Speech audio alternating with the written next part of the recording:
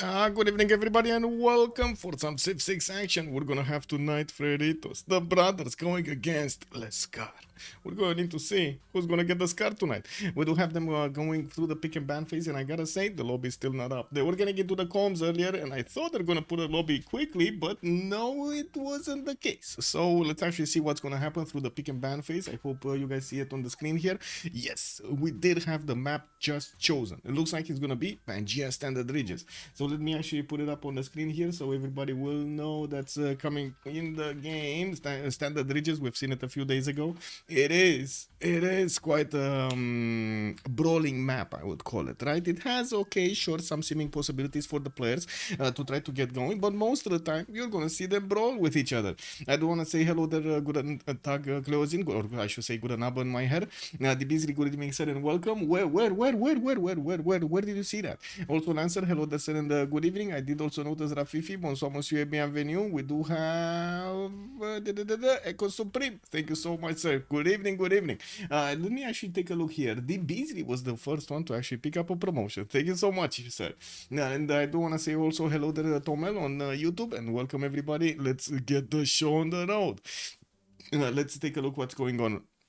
We do have Scar on the left side. They're gonna also be the host of the game. Well, if that lobby is gonna go up, and we do have FTLV on the right side with, of course, the choices to go for the ban phase now. It looks like they're actually taking off these civilizations quite quickly, and as you can see, we do have Shaka with Julius Caesar Ethiopia being taken out by Lescar, while on the right side we do have Macedon with Uzetian and Genghis Khan, Mongolia being taken out. So it looks like they're actually taking out all of these bad boys from the beginning, all of the brawling nations here. I would imagine Kublai Khan, Mongolia, and also Montezuma, not to mention Nader Shah, might actually make their way in to this ban phase. But no, wait, they got a surprise for us. They're gonna take down Go. They're gonna take down Gaul over here. Okay, well, the Scar just pulled the civilization that wasn't really on the same profile as the others, right? Let's be honest about this. We do have also Scythia. Definitely that's the same line, right? Damage dealers over here coming into the ban phase. And I do have to say, Lotaro hasn't been touched yet. We do have Basil II, Theodora still in the game. We've seen yesterday how powerful Theodora can be, especially with that Crusade ability. So I would imagine they're still going to try to pick it up. And I do have to mention, yesterday, did you see the tempo of Cyrus yesterday? Insane. Very good. So last band before the picks here, it looks like Scar is going to go for Mapuche, Lotaro. Definitely makes sense. And I do see also Catherine de Medici, the Black Queen, has been banned by FDLV. BlazeCat Games, hello there, sir, and welcome. I don't know why some AG peeps were telling me word Civ's not broken, you're just bad. When first bans are Genghis, Zulu, Caesar, and Wu. People have a lot of opinions, BlazeCat Games. You gotta, take that into account. They have a lot of opinions. It is what it is. Well, can you blame them? No. Well, we do have Kublai Mongolia over here on the Scar, picked up as the first civilization, so we will probably see those Kishiks running around on the map. FDLV is gonna go for counter picks here, and we do have Rome, Trajan, and also Hungary being picked up by them on their side.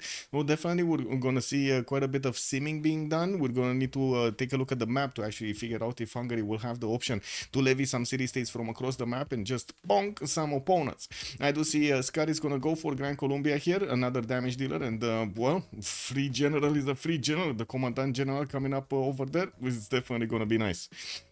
We do have another two choices for the bands to go on each side, and I do see also Rafifi mentioning Scar will probably finish by Theodora or Varangian. So you think they're actually going to pick up those last civilizations there? I do have to say they're going to need to reveal their full roster before the last pick of the FDLV will happen. So let's see if they're going to be countered over there or they're just going to go through.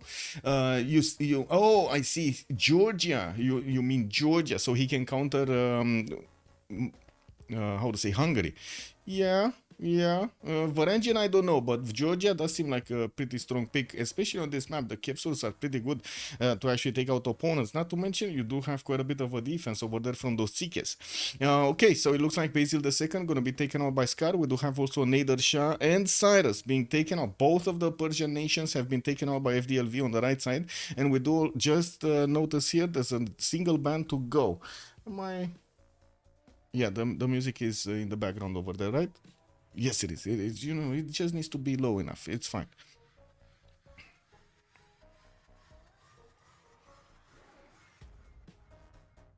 click, click. Oh, I need to get my chats in order. Let's see what do we have here. Pop out chat. There we go. There we go. And another one. And yes, indeed, Tomel, we need to open the gates of the Colosseum and let the games begin. Indeed.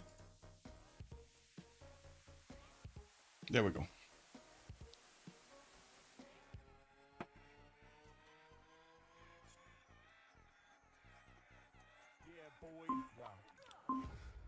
Whoa, that's a loud ping. Ah, Montezuma appearing in the ban phase, no surprise there, but Theodora left open. And Poland is actually going to be the third pick of FDLV here. Ooh, Winkresaz might actually run around the map and do some damage. Well, let's actually see what Scott is going to do here with another 2 choices to go. And well, we're waiting. We're waiting.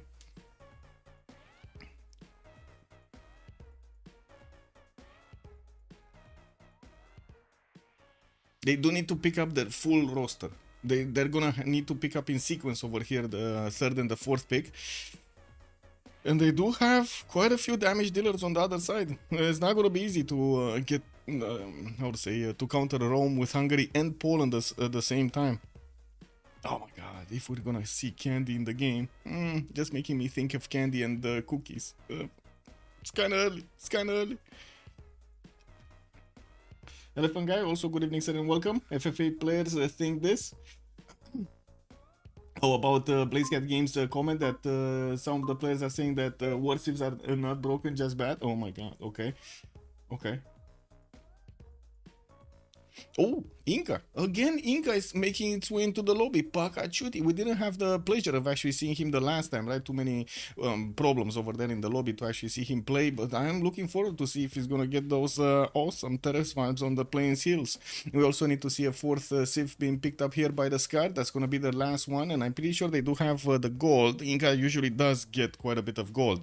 I'm actually quite curious how they're going to play Inca. If it's going to be the game style of Under the Gun, or is it going to be something else that they cooked up later.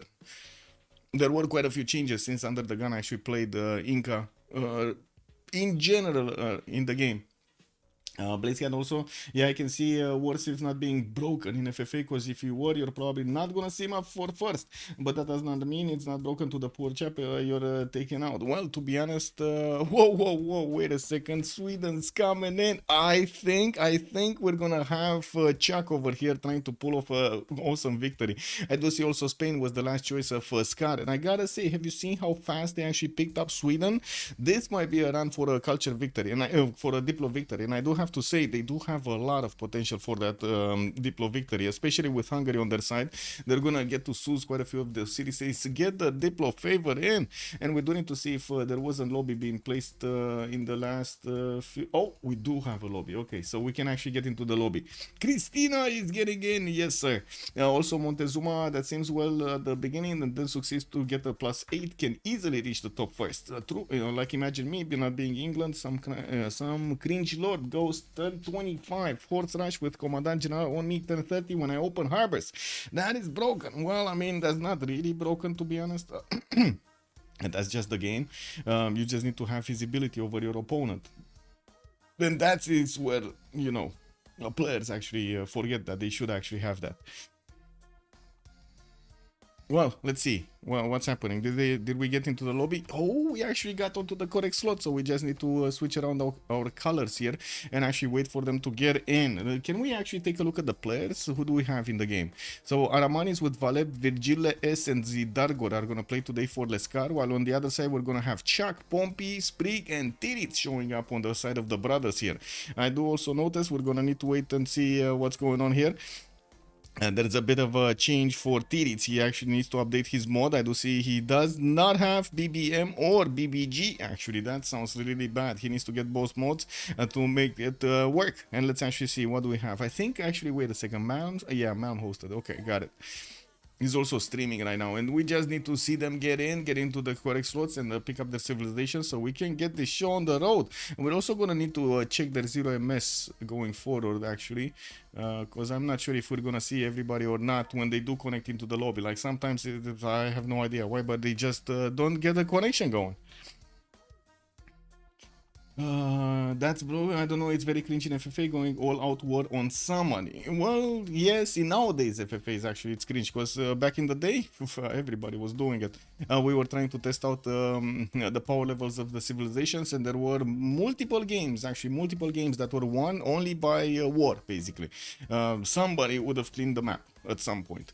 In CivFR actually you do have you know, the 3-hour games. That's actually a bit different I should say meta than we do have in CPL, because what they do sim for 3 hours. Sometimes, yeah, there is a warmonger that is trying to actually get some advantages before that time happens, but other times, a lot of the times actually, like half the lobby just leaves after the 3 hours mark, and everybody else just gets to home stomp basically, which to be honest is not that much of an experience, because again, you're fighting against AI and you're not actually fighting against a human that would actually counter you properly there.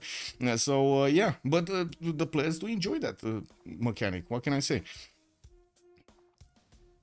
It's quite a skill to have, actually, to learn how the mini moves you need to do, or what kind of moves you're gonna need to do, where to place your armies, in which order, in which sequence you're gonna want to take out your opponent's units, and where to actually push your opponent. Not to mention where to defend yourself. Also in base game, maybe it was normal because some war civs were broken. Yeah, true. Scythia, Columbia, Genghis, all these guys were disgusting OP in base game. Oh my god, you should have seen Polish Wing Hussars base game. What do you mean?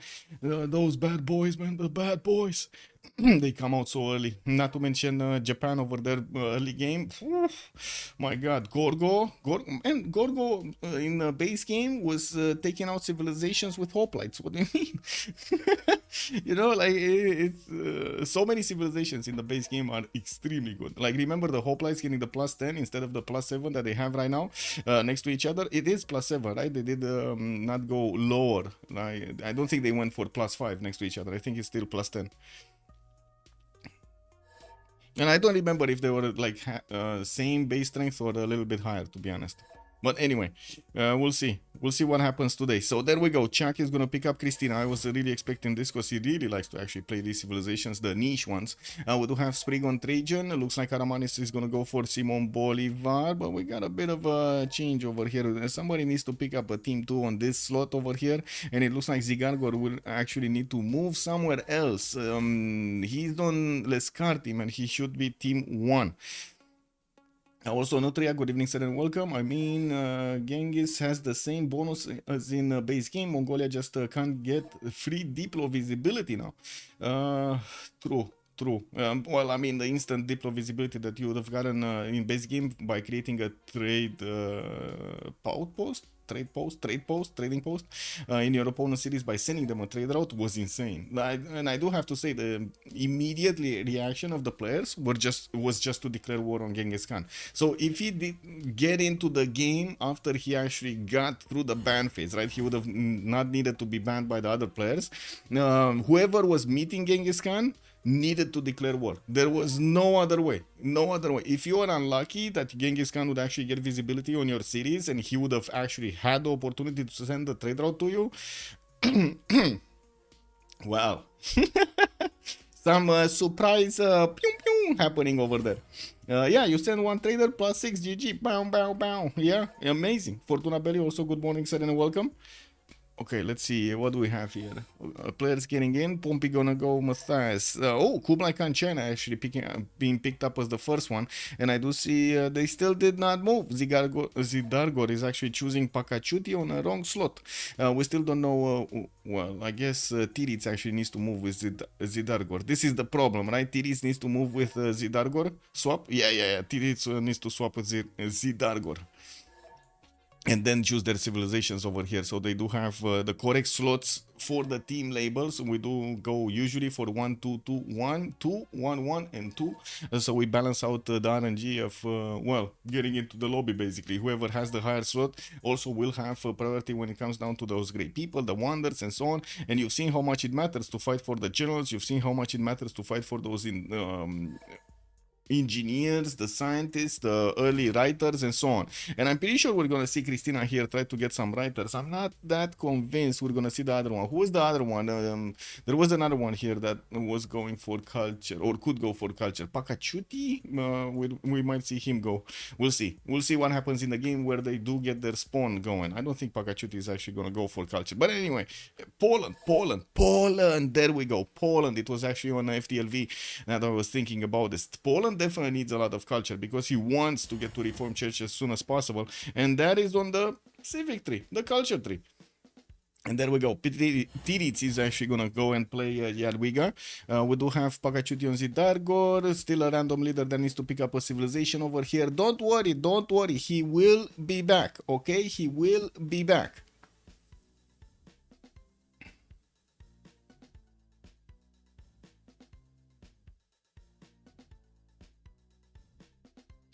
Should we put up a prediction for how many remaps? I guess so, right? It looks like we do have a bit of time, so I think we can actually start it up for 10 minutes and see how things are going. I do believe the players are actually fixing their 0 MS right now, and I'm pretty sure they did manage to get the correct mods. Let's actually take a look at the list of mods. Do we have any extras? No, they're only playing with the 4 mods here. Only playing with the 4 mods, which, to be honest, should be actually the go-to method to play. No extra information over there from other stuff. Especially the UI mods actually add so much extra information that the players are benefiting from, which, to be honest, does tend to lower the amount of difference between the players, because the experienced players do actually get all of that experience by playing, by trying out things, and they usually do get like a spider sense, an extra sense over them. It makes the difference. It makes quite a bit of a difference between the players that know what to do, what are the impacts of their choices over there with the policy cards, with the production and so on, versus the players that are more like looking at the UI information and reacting to it in real time. Okay, I think we got everybody in the lobby. Okay. We got this, we got more than 0 MS to everybody in the lobby, and we should be good to go. We just need Valeb and Aramanis to actually pick up a civilization here. Looks like they actually swap slots.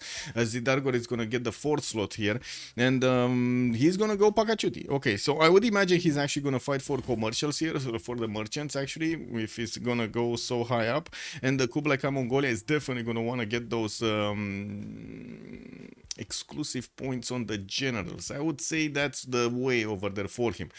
We do have Simon here on Valeb, and Philip II is actually going to be played by Aramanis on the second to last slot, while Matthias Corvinus is going to be sent to the bottom over here. He's also going to want to get some merchants, and I'm pretty sure some generals. I'm actually a bit surprised they did put him so low in the lobby, while I was thinking Trajan might actually get this. But to be honest, Rome is so adaptable, they could go either way, it's no problem.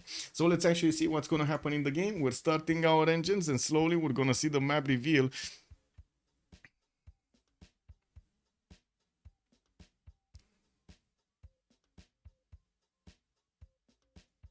Pangea Standard Ridges, Scar versus FDLV. We did have, actually, today I didn't put up the challenge for this. Let me actually take a quick pick over here. Can we see it? Can we see the challenge? The challenge. Let's see, this one, this. Okay. Where's the standings? So Freritos de la Vega has the 2nd slot over here, and Lescar is 2nd to the bottom. So we got a 10-1 team that is fighting at 2-7. Are they gonna be on the same level over here? That's the question. Or FDLV is gonna manage to squeeze this victory also. Well, we do have the map being displayed to us, and let's actually ask chat, where are we going, chat? Are we going left or are we going right? We're going for Matthias Corvinus on Pompey, on Hungary, or are we going on Virgil on Kublai Khan, Mongolia? That's going to be on the right side. Where are we going, chat? Where? I got Pompey in my sights over here. I got Pompey. Do we go left? Raf, if he's making the call, we're just here. Looks like Hungary is gonna have a bit of a problem if he actually settles in place. He's only gonna get that, how to say, that one tile that he's gonna get the extra pull of the Danube bonus. If he moves one turn, he can actually go on to the 1-1. But then he's gonna need to spend quite a bit of his allies' gold so he can actually get the deers and, of course, later on the horses and every other tile that he's gonna have around. It's quite expensive to go, how to say, to go here, but I guess he could go across also, right? He could go here. I think one turn is actually useful here. Like, to be honest, I don't think there's any reason that he would actually not want to cross the river. Good evening, Hudne Priester. Hello there, sir, and welcome. We do have him with, unfortunately, the Coco lacking gold here. He's going to have Geneva to go and take out on the northwest. And I do see he's also going to have on the east side Pakachuti here, who's going to be behind the mountains. And to be honest, Johannesburg is here. We might actually see a levy from Hungary coming up on the other side of Inca's empire to try to take him down. I do see also to the north we're going to have Poland, Tirits, that they will actually have a lake in between with 3 tiles at least, that they could get cities between. On each side, so they can actually get those Reina trade routes going. While I do see also Spain is going to be on the coast on the northwest side of this map. Spain is probably going to actually stay in that corner, to be honest. Now let's take a look at Jadwiga. What do we have? Krakow is going to have quite an array of Mercury tiles in the capital. He's going to have a 3-1 banana, no extra food. While I do notice he's also going to have a pretty good mountain range to actually get those bonuses. Oh my god, this settle over here. Tobacco next to river.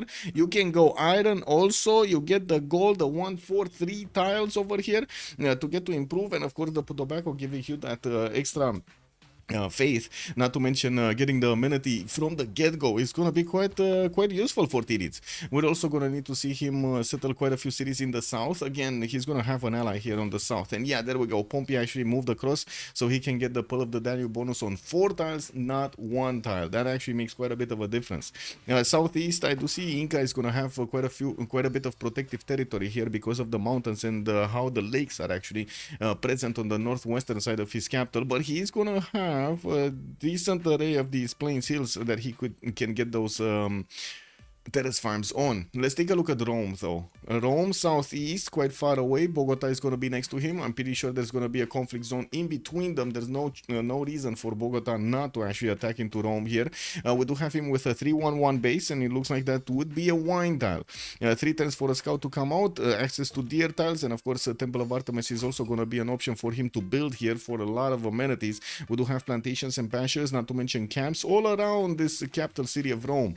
It's going to have also to the north a river to actually go and settle. West side, again, cities that he could actually place towards Bogota with fresh water and pretty good defense. If he does manage to get this position over here, it's going to be quite painful for Bogota to get on this tile because of the double river bonus.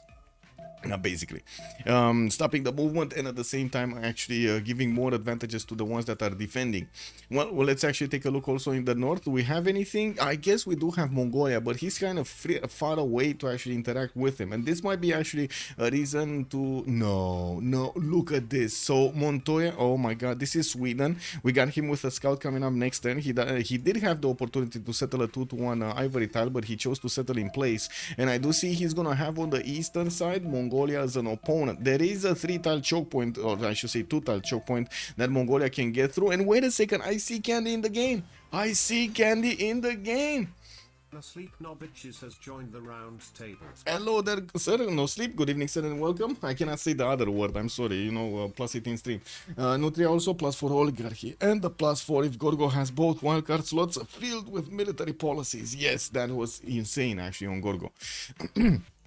Yeah, Sweden does have also his second scout coming around. I don't see a wonder for him to benefit from, but I do see quite a few mountains and protective territory, including to the east side. So I'm pretty sure he might actually get to use some of his anti-cav units here on the eastern side to get that going. Possible Temenaki city in the north, and I do see a decent amount of tiles that he could get to use over there for it. Not to mention Plains Hill cities next to a lot of rivers here on the western side. Then he also has an array of ivory tiles over here on the hills. That's a lot of elephants in hills. I gotta say, I haven't seen that many elephants in hills in real life, but I have seen them on flat tiles. So no, it is what it is. They get to storm the territory. Let's go and Philip II. Western side. Does he have a continent split? Yes, he does have actually red continent and green continent next to him. His city in the south over here did actually flood, and from what I do see, he's gonna get another scout out. We do have him with warriors moving towards the north, freshwater city on the iron tile if he wants to. That's 4 tiles out. That's I guess the min distance, but I would imagine he's going to want to settle his south and his east actually a little bit faster. Yes, I know, second continent over there to the northwest and so on. He doesn't have an ally next to him. No ally, nowhere, like nowhere. He might actually get some coastal trade routes here very late in the game with Shanadu, but other than that, he doesn't have a trade route capacity. Also, yeah, base game it was a red card in use. Yes, with oligarchy it's like +3 and then +4 monarchy, kind of good. Yeah, but the thing is, swordsmen also get monarchy. Yes, they do, but man, the hoplites, man. But the hoplites come a lot earlier than swordsmen. That's the problem with them. Okay, what do we have on Simon Bolivar? He's gonna be right next to Cusco, and I see southeast.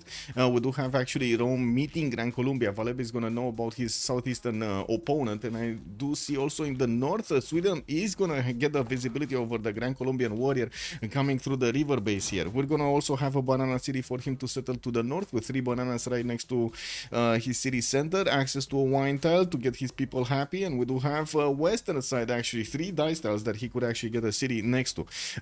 A decent amount of fresh water actually over almost every one of these spaces. A wine tile that he could settle northeast, and my nose is actually itching very badly, and I give me a sec.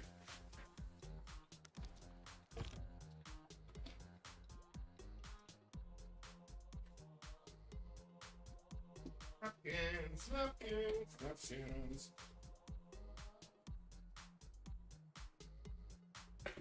I gotta say, whenever I'm talking like a lot, for some reason, my nose itches. It's incredible. Oh well, it is what it is. I'm just gonna have napkins over here to try to get any, like, I don't know, hairs or something that they have, or maybe it's just, you know, mental things. Anyway, let's take a look next on Pacachuti, right next to Gran Colombia on the western side. He's gonna have the front line with Hungary here on the left, and I do see Zidarkor is gonna get the vision over Pompey Scout. I'm pretty sure they're actually gonna meet. Yeah, there we go. They just met each other. Cusco does have a decent amount of food from the citrus and from the banana, with a 3-2 right in his capital. Multiple cities that he could go and place here.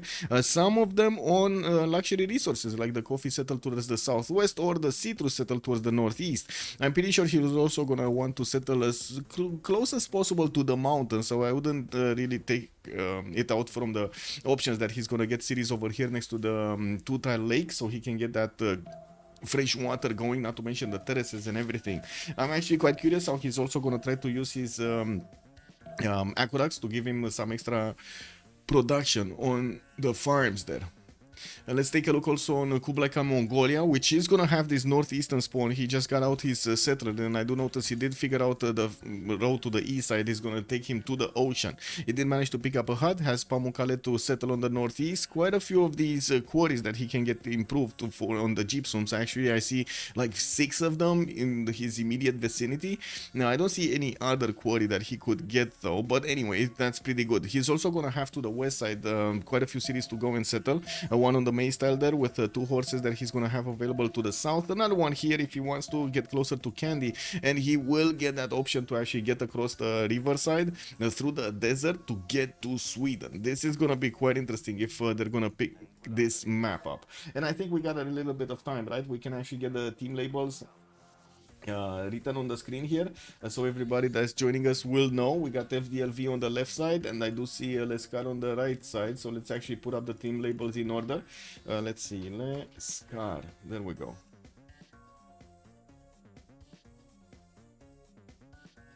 There we go. Gritz gets 1 more wildcard too. Yes, he does. So it's a +4 at oligarchy and +5 at monarchy.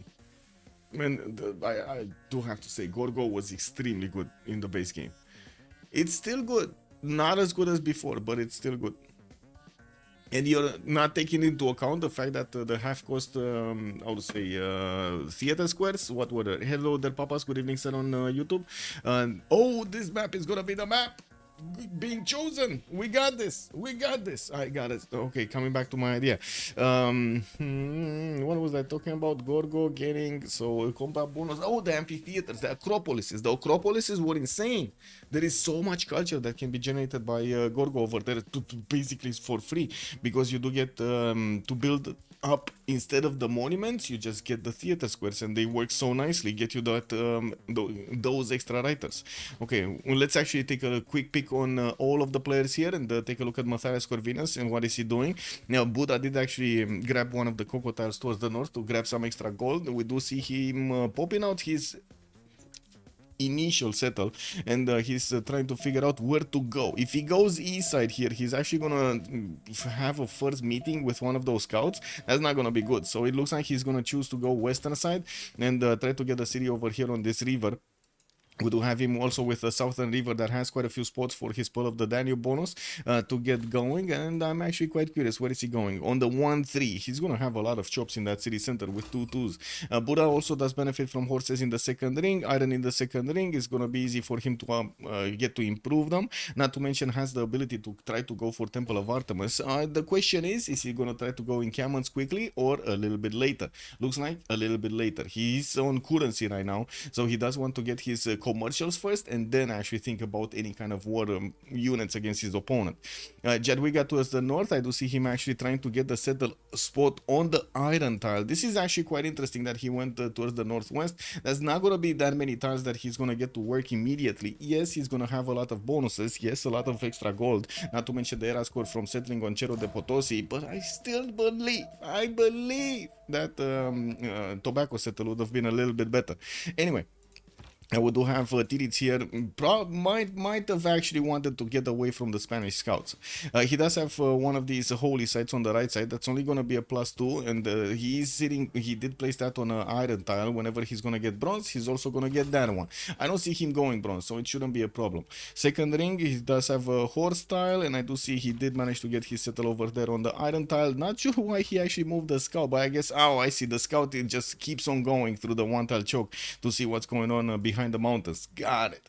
Well, we do have also on the east side one of the scouts of Poland bonking Indian warrior. Oh, sorry, not Incan warrior, not Indian warrior. While I do see one who has been placed on that citrus tile, we're going to need to come back and see what's going on over here. Trajan, Arretium got settled northeast, did not go right in the face of his opponent here. Might actually be a bit worried that his opponent will get units out a bit too quickly. And I do see there might be some shenanigans happening here with Rome trying to get a scout against the Grand Colombian settle. He does have a warrior right next to it, but I don't think he's going to get to touch it. I don't think he's going to get to touch it. And I think Valeb actually is eyeballing some, like once. Oh my god, this is a bad settle. Yeah, this is not a good settle. He probably wants to go here or somewhere right on the western side here. Not here. This not good. Where production? You know, like where production, not even food, where production.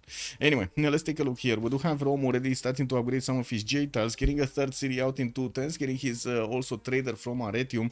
I'm a bit surprised, but you know, it is what it is. We do have him with a builder already in Arretium. And I do see the Rome will benefit from iron in the second ring, with also horses in the third ring towards the northwest. We do have him also with a deer tile, and I did mention Temple of Artemis will be a possibility here, but I don't see him actually going for it. He's discovering bronze working in 4 turns, and he will get the opportunity to place down an early encampment. Okay, let's see what these bad boys are doing.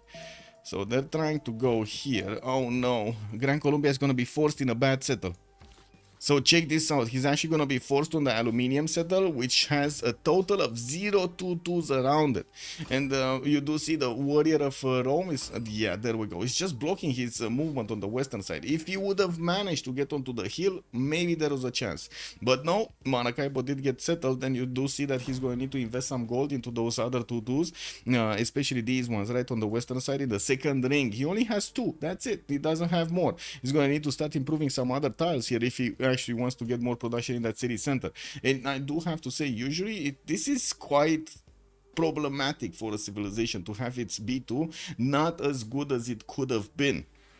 We did have him actually with the possibility to go wine tile to the northeast, and I have no idea why he didn't go this way. He knew about it also. I have no idea why he didn't go towards Namadol. I think the wine settle would have been his perfect B2 over here. 1, 2, 3, 4 to settle. I mean, what do you need more than this? 4 to settle, amenity, extra gold, a lot of 2/2s, heals and everything. It sounds perfect. Just match made in heaven. And well, let's actually see on Rome. We do have him getting a slinger so he can escort his settler, and moving forward towards Christina in the north here. We do have Montoya and Göteborg. Göteborg already working on a Temenagi in that full march style city. By the looks of it, he's gonna have a few 1-3s that he can actually put up extra production into a Temenagi with one of these sugar tiles to give him the extra food. Now, I do also notice a third city is coming out from Montoya next turn. He does have the opportunity to go and get another city on the eastern side, next to the little volcano, little volcano. How do you even pronounce that? Isn't this? I don't know, but anyway, we do have him with a decent amount of settles anyway, and I do have to mention he's gonna have multiple biomes. He's gonna have access to tundra. He's gonna have access to snow in the north. I do see desert on the east side, plains, rainforest. So he's definitely going to get some extra tourism over there on his open air museums. If I remember correctly, the open air museums do get extra stuff. Where was it? +2 culture and +2 tourism for each type of terrain: snow, tundra, desert, plains, or grassland, in which at least one Swedish city is founded. So you can get basically like +10 on each of these. This is amazing. Taking a look also at his strategics, he does have an iron tile right in the capital. He's going to need to get bronze working to improve it, and I do see his horse tile is to the southwest. Now, taking a look at the text, he's going for irrigation in 4 turns. I don't think he actually is going to go for something like holy side play here, so I would imagine he's just going to go the normal way. I do see also we need to move forward towards Aramanis, which did manage to get Zaragoza on that iron tile towards the northwest, next to the lake, to get the freshwater position. He's going to get a trader out to connect his capital, and he did manage to improve his 2 coastal resources. Now, this gives me the idea that he's going celestial navigation because he wanted to get the boost for his harbors. We do have also Aramanis escorting his 3rd city towards the east side somewhere. I would imagine it's going to be next to or right on top of that tobacco tile. We're just going to need to wait and see where is he going to go. He could go north, no problem. There are quite a few city spots over here that are going to be protected in the north behind the mountains with a lot of one tile chokes that I'm pretty sure he's going to want to get going. Yeah, there we go. He's actually going north. He's going somewhere around here. Might go here on the main style. Oh my god, +6 campus, +4 campus. The geothermals are in perfect position here to give him a lot of adjacency towards his campuses. Aramanis is also going to benefit from iron in the 1st ring. We do have his horse style already improved in the 2nd ring of Madrid, and I do see he's now going to have more horse styles towards the northeast. There's another one here which is a bit far away from Zaragoza, while in the south, nothing. Just nothing. Okay, later on resources like oil or coal, but he doesn't have any of the early strategics available for him to the south of Madrid. Let's take a look at Valeb and how is he going to want to play this. Looks like Rome's warrior is still in his borders. Taking a look at the cities of Gran Colombia, we do have monuments coming out from Bogota and Caracas, not to mention Maracaibo is going to get one of those builders out. He really needs to invest into this city, like at least one tile he needs to invest into this city. Now, we do have Bogota benefiting also from an iron tile in the 3rd ring. That's very expensive for him to actually get going, and I'm pretty sure he's going to try to get the goal for this one also. Now, while I don't see any horses, did he settle? Oh, wait a second. The horses are 3rd ring out towards the southeast. That's where his horses are. It kind of feels like he actually moved here, but I don't think he moved. Did he move? Like his initial settle, because both of his strategics are kind of far away and in opposite directions. I don't think he moved. I think he actually did, how to say, did spawn like this. That's quite expensive. That's very expensive. Like what, 60 gold for each of these resources? That's very expensive. Taking a look at Pacachuti, we do have him right next to Gran Colombia on the left side. He started putting down his campuses, a +2 and a +4 here in between the mountains, while his 3rd city is moving on the eastern side between, guess what, other mountains. He's gonna have some terrace farms, but he does need to get bronze working. He's gonna need to get the rainforest shops. He cannot actually put those terrace farms over here. I would imagine it's not gonna be hard for him to actually get his golden age with the Capac Nan and also the terrace farm, this shouldn't be hard. We do have him with extra food from bananas in the capital, monuments coming around for the extra culture with an iron tile here in Cusco, right in the first ring. He's also gonna have horses somewhere, but I can't see them. So they're fourth ring out towards the south, but I don't think that was the first horse he did. It might be underneath the campus. I don't know, because I don't see any other in the capital city of Cusco. And that fourth ring tile, the horse tile to the south, is not going to get into his empire's borders anytime soon. That's too far away. Also, my thunder, hello there, sir, and welcome. Also, is like the French E. Oh, I see. So what you are saying over there, what was it? I totally forgot where I saw that name, but anyway,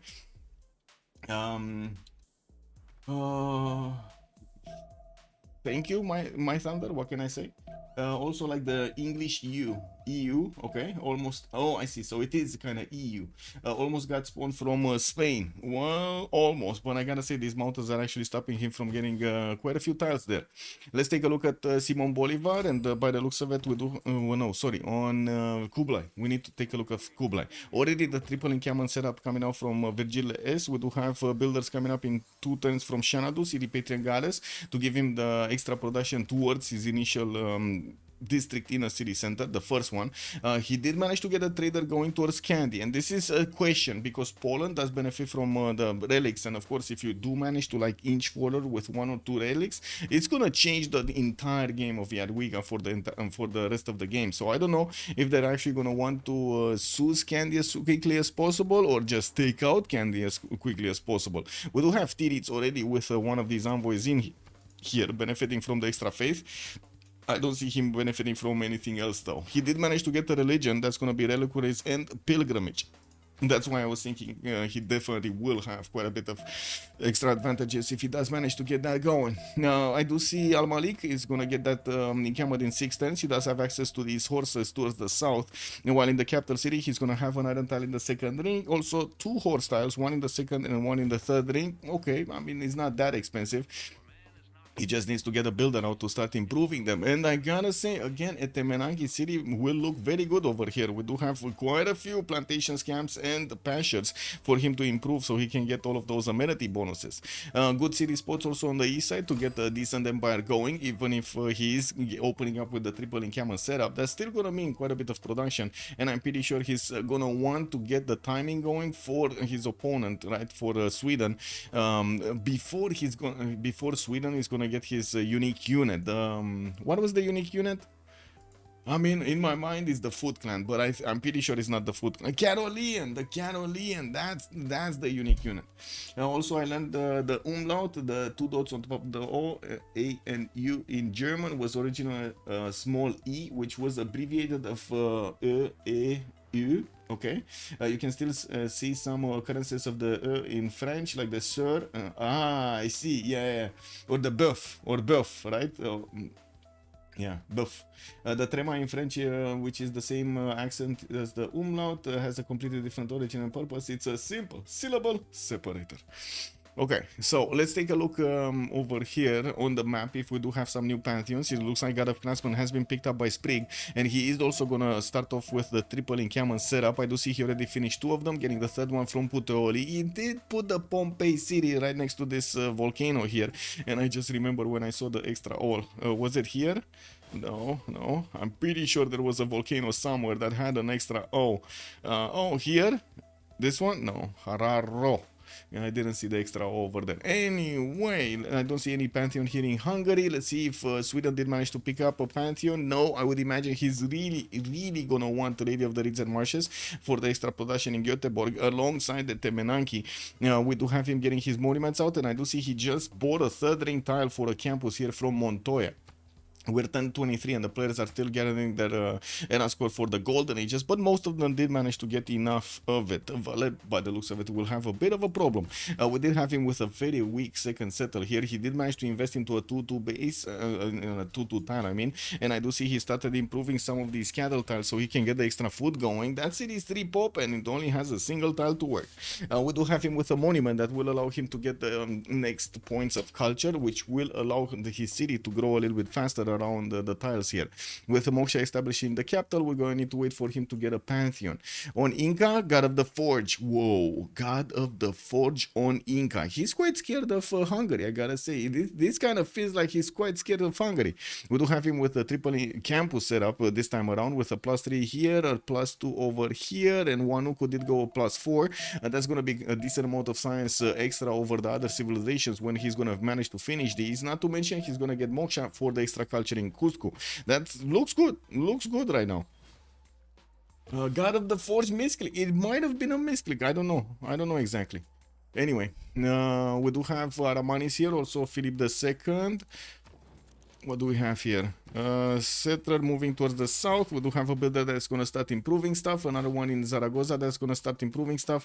God of Open Sky. He went for the extra culture from his pastures, not actually for something for these, you know, the extra culture on coastal resources or the extra production from God of the Sea. I do see Barcelona did get settled on that May style, and he does have access to very good campuses. But since he did start off with celestial navigation, he's going to first put down his harbors to actually get these bonuses going. Has no place in Barcelona to actually place one of those, and I do see him actually going for archery right now. He might be worried that he's gonna get attacked by horses instead of going for his campuses to try to get these down. I do have to say right now that he's also trying to not discover extra districts so he can get the discount going. He wants to keep in check this discovery of new districts available for him. Also scout pre-builds into Warakax, man, the Warakax are the meat shield. Are scouts military units? No, actually, they're a different type of category. No God of the Sea, no, he didn't. He just went for the extra culture of Open Sky here. I guess he does have a decent amount of passions, but I wouldn't really say it's enough for Open Sky. Like 1, 2, 3, and that's it. 4. Ugh. 1-1 sheep tile. Ugh. Ew. Oh man. Anyway, let's take a look at the others. What pantheon did we have on Poland? Poland went for religious settlements. Okay, and of course he's going to double his city count quite quickly. He did manage to get a third city moving southeast, getting a builder out, and another city from Wrocław that is gonna need to find a place. If he might go May style to the northeast, he might actually come towards the southwest here to get a city on the river. Spain does have a scout trying to figure out where Poland is going to want to get his settles going. Also Moksha in the capital city of Montoya to get that extra culture. God of War and Plunder for Hungary. Again, his commercials are going to start to be finished quite quickly. We do have him getting a builder out from Montoya, and I do see he's turning a commercial from Esztergom. Debrecen is going to want to finish the the monument before he's actually gonna get that going. And we do have Hungary also deploying Amani in the city of Geneva. Okay, that's that city is towards his opponent here, towards the northwest of Spain. But I do have to mention he's gonna figure out where, if he didn't already, where Johannesburg is, and that is a much more valuable city to try to have get to Suz, and also allow it to build a lot of units so you can actually attack Inca and at the same time Gran Colombia in his weakest city. Yeah, okay. Let's see. Rome. We did see God of Craftsman finishing the third in Camo next turn. Still no Pantheon on Gran Colombia. Mongolia, City Patrian Goddess. Fourth city coming out from Xanadu, finishing the trader towards Candy, while he did start to improve his strategic resources, especially those horse tiles. Is this going to be the turn that Sweden is getting his Pantheon? Where do we have him? In the score tab, he's 0 faith. Oh my god, wait a second. He's not going to get a Pantheon if he's 0 faith right now. We do have him finishing that campus in Montoya, and I do see he's missing just 2 points of era score to get the golden age. He should get it from the splendid campus, no problem there.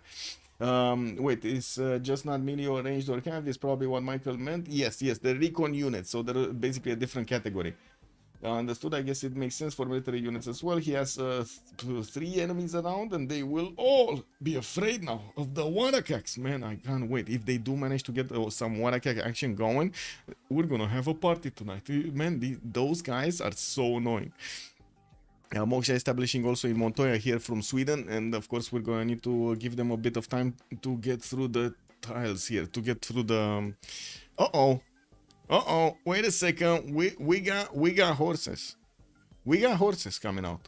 Where is Rome? Rome is 2 turns archery, and he's going 4th city. Is he going to go 5th city? No. He's going Ancestral Hall, guys.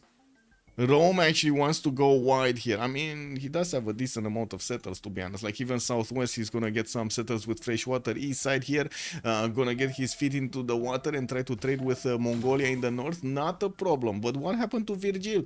Virgil! Virgile! Oh my god. He needs to come back. He really needs to come back into the game.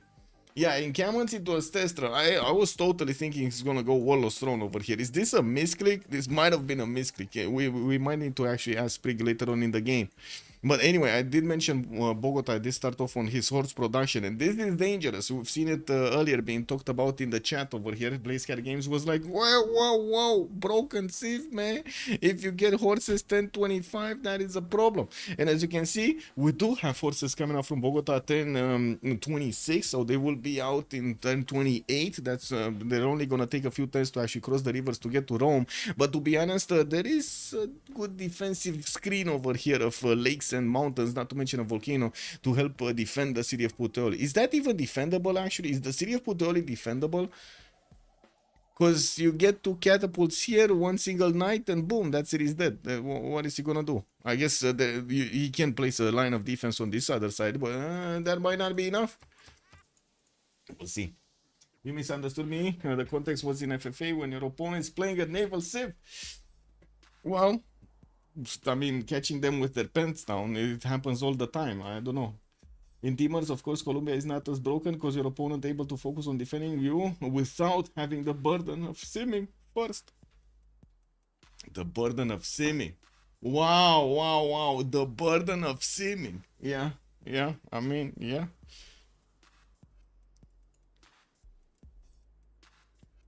Okay, not sure what happened with the boy here. Oh well. I gotta say, this is did you guys see the numbers for Civ7? Oh my god, man.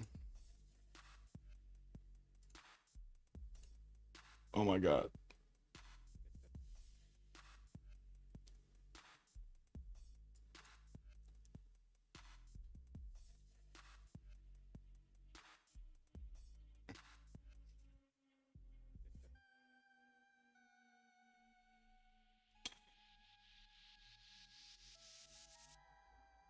Okay. Explain to me this, by the way. Let's switch it up. What do we have?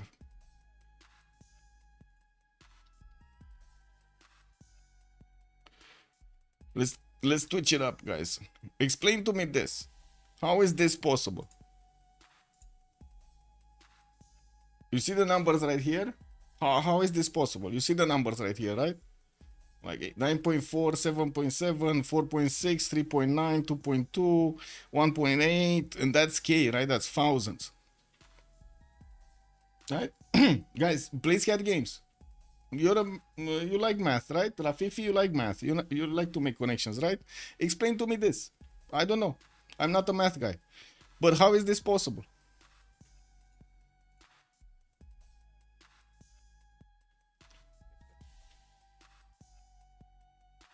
No, not the viewers. I mean, 0 players in the game.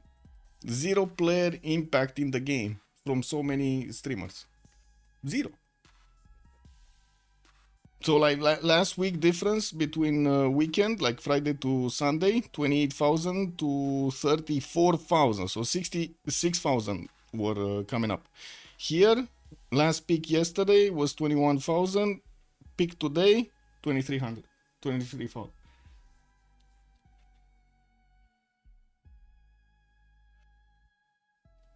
You know I'm not talking about that, right? BlazeCat. Can you explain what is that lead special streamers? I don't understand. I have no idea. Echo Supreme. No idea. Okay, looks like Zidargor is saying that Virgil has arrived, so we're just gonna need to wait for him to get into the game.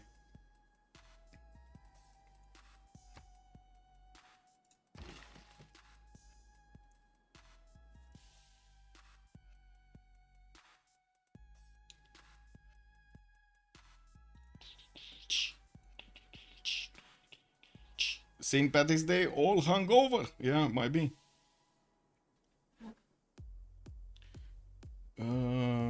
trust me as someone who watches a ton of gameplay I do not own. It's not that correlated.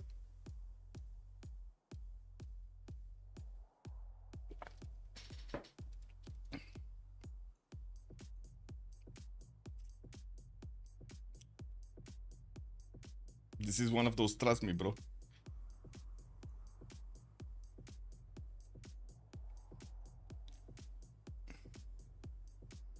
It's Mon guess starting early. I don't know. I don't know what that Mon is. What are you talking about Monday?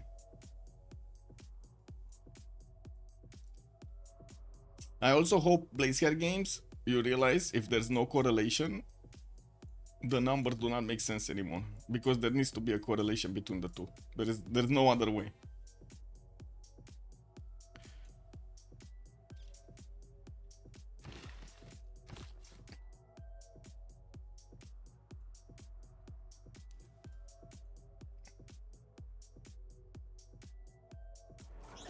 Oh, yeah, of course.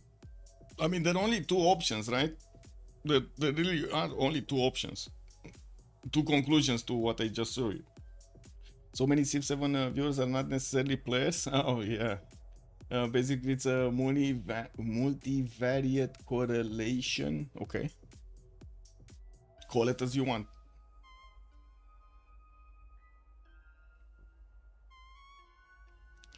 Playing is for the stupid, just watching is what smart people do. KW, Echo Supreme.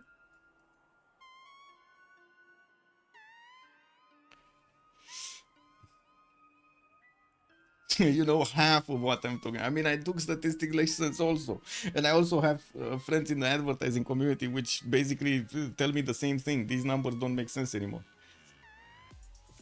The amount I find Civ7 too hard to follow to be interesting to watch. Yes, I agree. Fortuna Belly.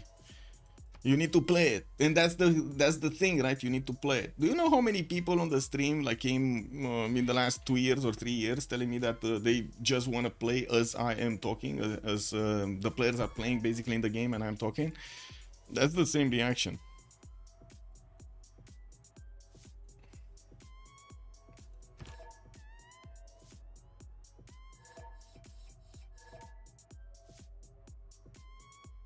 Okay, so we gotta play it back in the game. We might actually need to reload it, but hopefully not. We do see also Spain did manage to get a sight on one of the scouts of Poland here in between the mountains. Poland indeed is gonna go for that may settle towards the north and gonna get a city out quite quickly. Gizno, the third city, did get settled southeast, and well, I guess he's gonna need to actually get his religion there, but it's fine. Let's do a countdown here for them.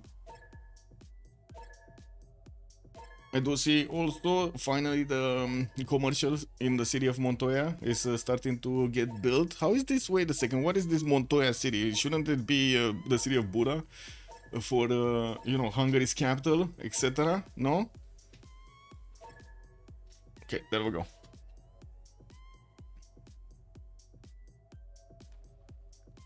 He renamed it, yeah, but there are two cities of Montoya. That's what I mean, because we did have another one. Where was it? It's here? Yeah, this. Look at this. Montoya city in Sweden and Montoya city in Hungary. Are we gonna have Montoya here in Rome? No. Oh my God, Sprig did not actually rename his city. Bad. Anyway, we do have him getting another settler here from Aretium. Looks like he's gonna get a few slingers to fend off the attack, and he will definitely need to upgrade them into archers. We do have the first horse here from Bogota, and I would imagine Gran Colombia is gonna want to chop a few more. He does get another one from Maracaibo, but that's 4 turns to finish. That's a long wait. And taking a look over here on Gran Colombia, we do have him going for state workforce. I do think he actually has the military tradition card in maneuver for the first 50% production towards horses. Now we do also have the Roman warrior that is trying to get out of the way over here, but also will want to actually flex his defense. Why do we have a pause?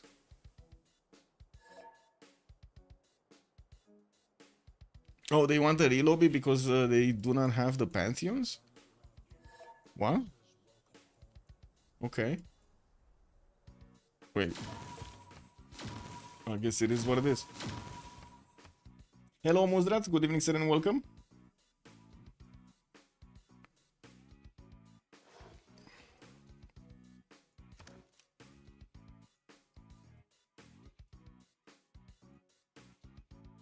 Washto, good evening, sir, and welcome. I hope I actually pronounce your name correctly. Montoya is a meme. Got it. When does the CWC start? In the later part of April, sir. We have the qualifiers going on right now, and this is one of the games from the qualifiers. FDLV versus Lescar in the Division 1 of CivFR Squadrons. And we're also gonna need to take a look tomorrow at the CPL Premier League. We're gonna have Unlucky, I think, going against Boomer Gaming. Don't quote me on that. I actually need to take a look at the server here. I think I need to take a look quite in the bottom for. Give me a second. Where was it? Schedule. There we go. Yeah, it's Unlucky versus Boomer Gaming, and it's gonna be a bit earlier in time. It's gonna be 1700 compared to the normal 1930 GMT that we do use.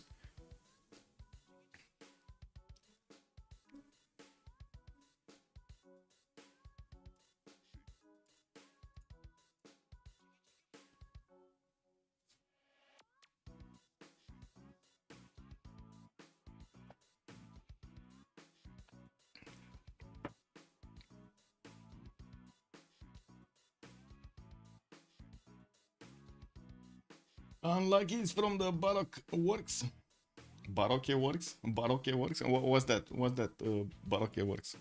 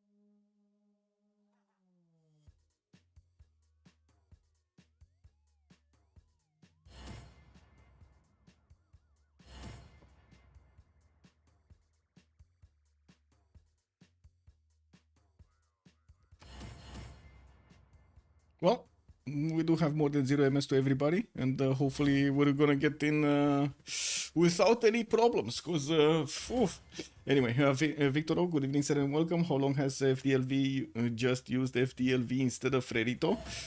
I think they're actually bouncing around between the two. I don't think there's a, how to say, they have a rule or something on it.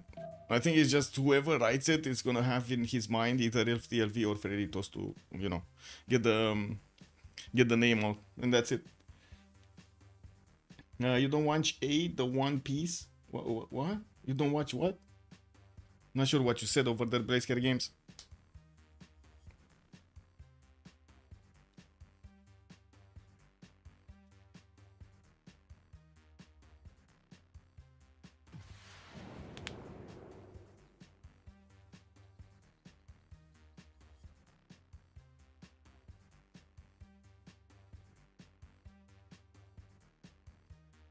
I'm not touching buttons. Actually, I'm thinking of going to the toilet, to the bathroom really quickly. I guess I'm gonna need to wait until the pause. One Piece is anime. Oh, I see. Also, Echo was mentioning about Grok. You can just drop files to the chat window and multiple files at once also. Yes, but you do have a limit of how many files you can actually drop as an unpaid user, just like ChatGPT has. Quite unfortunate. To be honest, I dislike the stupid and naive behavior of Luffy. Who's Luffy? It would be fun if he was a bit more mature in behavior and kind of smarter. Oh, yeah. Okay. Oh, you're talking about the One Piece thing? Okay. What is this? Also, Baroque OS is from One Piece, like second arc or so. I see. And when you're talking about second arc, you're talking about second series? Okay. Also, where is the Glor Pipe? I don't know where the Glor Pipe is, but we did manage to get into the game without any double loads. Perfect. I do have to mention at 10:31, Gran Colombia is going to get his Commandant General for free.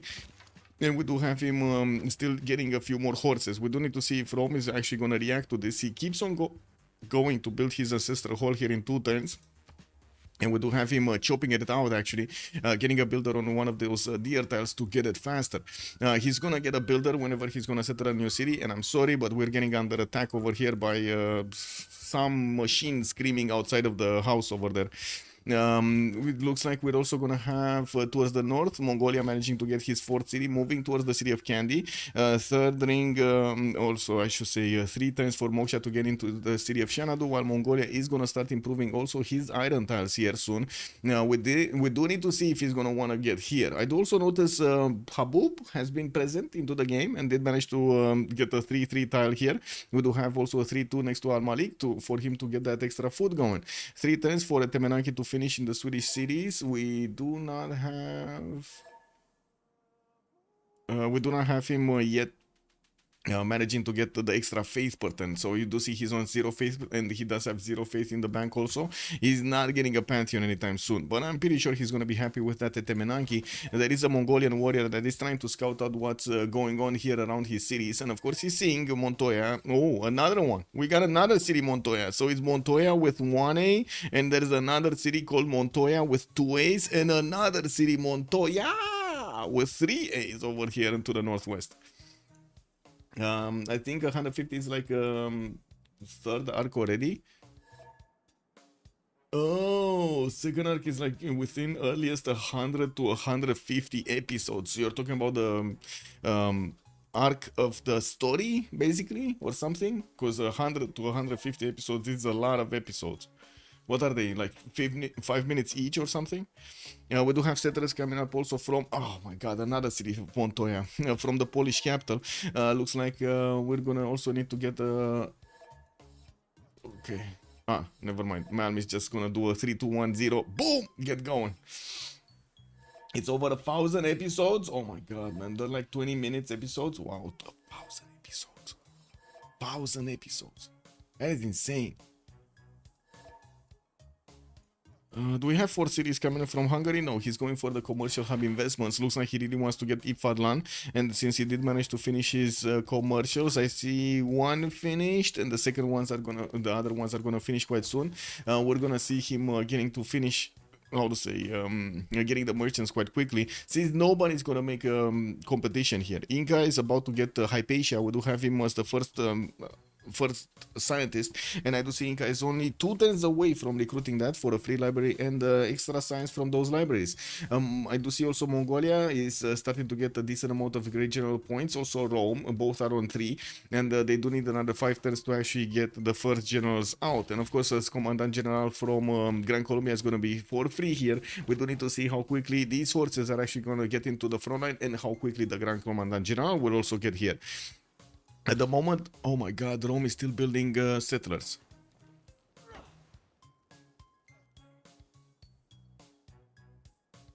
Oh, Rome is still building settlers, guys. I think I'm gonna need to put up a quick prediction over here. He's still building settlers. I was expecting something else, not settlers.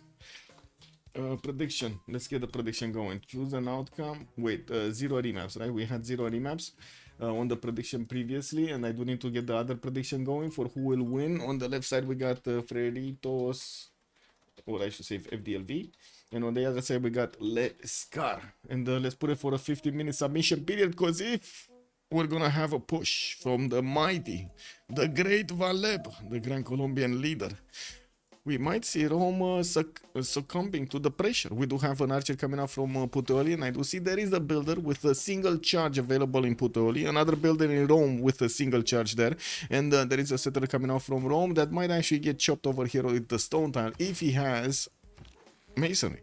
We do have also a campus coming out from Aretium that's going to be only a +2, and I do have to mention we're still 2 turns away from seeing the Golden Age is being picked up. Everybody in the lobby did manage to get their Golden Age, including Valeb, which was very close to not getting it.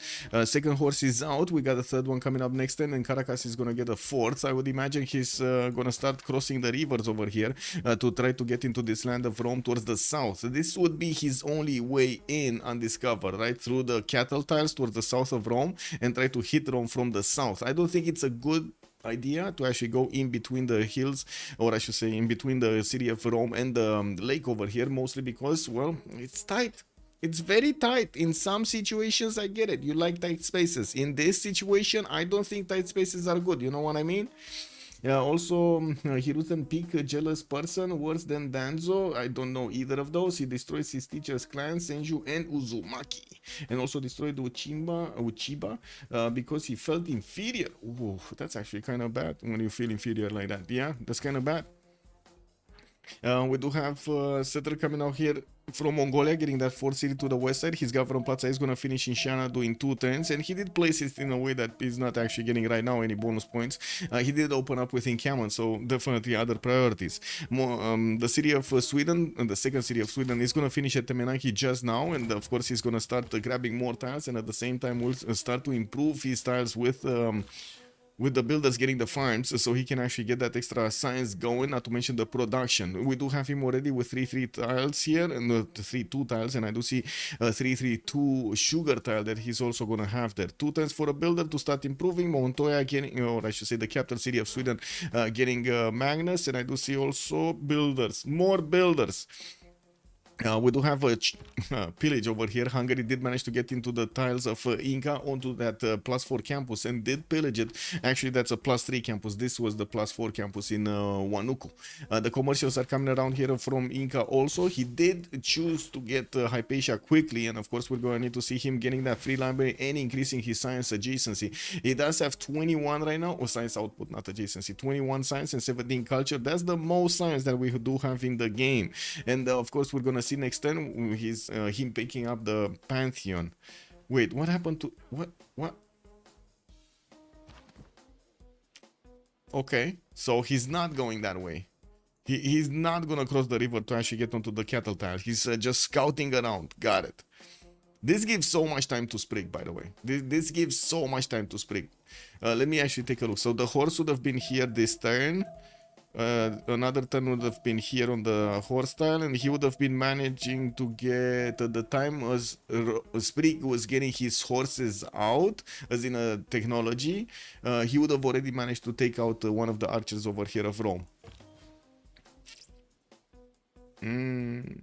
And then the commandant general gets out over here. We're probably going to see one from Rome pretty soon. One of those generals, he just needs 2 more turns and he's going to passively get this. I don't see a third civilization trying to get the points there. We also do need to see these other cities going somewhere. Rome is going to send one towards the south, one towards the northwest, also towards Namadol. While Mongolia is getting scouted around by the Roman city, or by the Roman scout. I don't think that's going to be that big of a problem, especially for the Mongolian archer being over there. We do have also a scout from Sweden that is keeping an eye on the choke point between him and Mongolia, so he's not going to get surprised.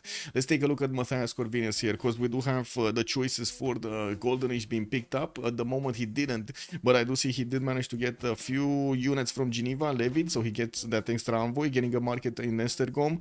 Montoya, his capital city, did not actually get that going. Buddha is going to get Liang over there, and he's going to try to increase the food or I should say the food output and of course the production output of all of these tiles. And he does have 1 2 3 4 5 6 7 8 9 10 11 resources, 12 resources, with amazing the third ring here for him to get that extra food bonus and the extra production. Not bad at all.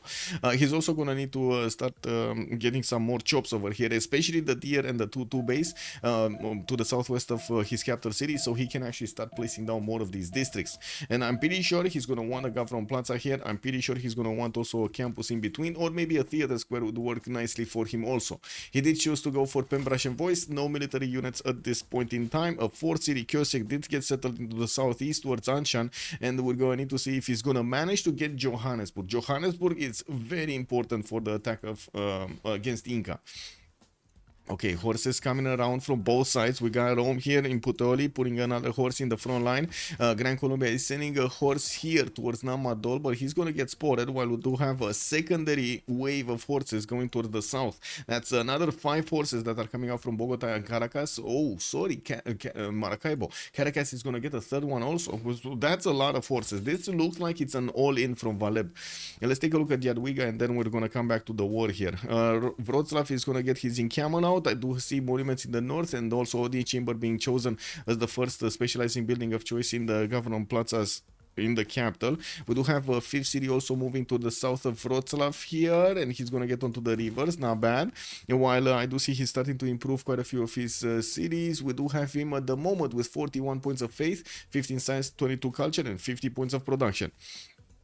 I don't think he's actually gonna go against Spain anytime soon. He will probably want to hit the wing hussar timing against Spain, so we're gonna need to keep coming back to see what's going on, what is his development, how quickly he can get there. Rome is on 16 science and 37 culture, 5 cities strong, has units from his opponent here from Gran Colombia, starting to actually, well, get positions. I would say he's starting to get positions. Whoa, Muzra, thank you so much for the 100 biddies. I don't know what you threw over there, but thank you so much, sir. Looks like it's gonna be a war on Lamador here from Gran Colombia, trying to get that city state down before it gives way too many bonuses to a nation in the game, like Spain. Definitely, Spain doesn't need more culture. We do have Gran Colombia also starting to get his sources out to the south, and this might be something important, right? Because we do see already Sprig is getting his sources towards Namadol. He might think this is the major attack, when in fact we do have Pain squad coming in from the southwest of Puteoli that might actually get into Rome, which has a total of 0 defenses, like 0 horses. It has an archer. Okay, that's a defense. Okay, I'm sorry, that is a defensive unit. Taking a look also on Sprig, we do have him with 61 points of production, going for currency in 4, and I do see he does have Magnus in the capital for more horses to be chopped. He did send his Great General towards the north, which is kind of surprising that he's sending it towards the north instead of actually grabbing it in the southwestern city. Starting to chop a few more horses from Aretium. I do see another one is coming out from Puteoli next turn, and I do want to take a look at the damage between them. Since his general is not onto the front line, we're going to need to see if the Roman horses are actually going to get caught out of position. Pingal also establishing Puteoli, while he did manage to get Moksha in the city of Aretium. Government Plaza already has a specializing building of choice, and he did manage to get quite a few builders with that choice, one in Cume, one in Ostia. And Hanging Gardens is getting chopped, not units, he's chopping Hanging Gardens, 3 turns to get that going. Let's take a look at Cristina also, 3 cities strong, at Temenaki finished, farms coming around, chopping his deer tiles and getting his audience chamber in the capital city. He is also putting a bit of production from the 3rd city into some of these settlers and trying to get an encampment here from his 2nd city. He's gonna need one of those medieval Renaissance generals because he definitely won't have enough points or time to get one of these 30 pointers. We already had 2 of them recruited, one by Mongolia, one by Rome, and I would imagine we're gonna see another 2 recruited before we're gonna see Sweden over here finish some projects. But maybe I'm wrong, maybe we're gonna see him actually step on this and try to get as many chops out as possible. Czech is on 20 science and 29 culture. He is putting an encampment training project in the northeastern city, so we might actually see him chop one, at least one. That's gonna put him in the race, back in the race. Well, let's actually take a look also on Aramanis, 11 science and 31 culture on Philip II. We do have 2 turns for Wallstrom to finish from his capital. 5th city coming around from Zaragoza, probably gonna get moving either on the river towards the northeast or that towards that turtle tile towards the northwest. We do have him also quite far away, but not that much, from Poland, and of course we're going to need to see how he's going to try to actually plug these jokes. He does need to get cities here so he can actually defend properly against the Polish attack, which will come. There is no issue about that. There is no question about that, I should say. So Holy Site in Barcelona, I do see Magnus is established there. We do have him about to chop the campus position, which is a +6 campus. He does need a 4th population to put a 2nd district there, but it shouldn't be a problem. 48 points of production right now. Does seem like he's on par with everybody else in the game. Okay, Pain Squad is coming in. They got spotted. The Archer just spotted one of the horses of Gran Colombia. We do have also the Gran Colombian units about to take down Namadol here. And it looks like Valeb is going to get that city under siege. And is going to probably take it down next turn, by the looks of it. We do have also Roman horses with the generals arriving in the city of Cume, which might actually pull off a counterattack against the Gran Colombian units. You do see that at the moment Gran Colombia is stopping his advancement here in units in trying to get his campuses out for that extra bit of science that he can actually squeeze out, while his horses are moving southeast. I gotta say, Sprig is not seeing this. This is very weird, actually. So, as in, Sprig is not reacting to this, not seeing this, not reacting. There we go. Namadol got taken out. The builder also got taken first of all by Gran Colombia and then back by Rome. Now we do have a 2-charge builder that is just gonna be well, back in the Roman hands there soon. Yeah, okay. We do need to see also 11 science, 25 culture on Valeb, 40 points of production, Moksha in the capital, Pingala second city. This still looks to me like an all-in over here from Gran Colombia, and he's gonna try to follow up probably with a Corsair attack against his opponent here, Rome. Rome definitely has a lot of culture, and he's gonna have quite a bit of science when he's gonna get to plug in Pingala later on. Zidargor, 25 science and 30 culture on the Pembrasian voice. There is still 3 cities on Inca, and we do have commercials coming up from Wilka Waman. 3 times for a settler from Cusco, while I do see the builders are starting to improve his land here. We do need to see a lot more cities coming around. He did choose to slow down, so he did choose to stay on as little production as possible on 38. As you can see, he's kind of low in the lobby, right, compared to his opponents here, which are basically more than 50, except Chuck on 46. But again, city count is the problem there, not something else. We do have also Virgil S with Pembrasian voice, 15 science, 33 culture, getting his general to scout around Candy, and I still don't actually know if Candy is going to get soused over here. No, not yet. He's still not getting soused.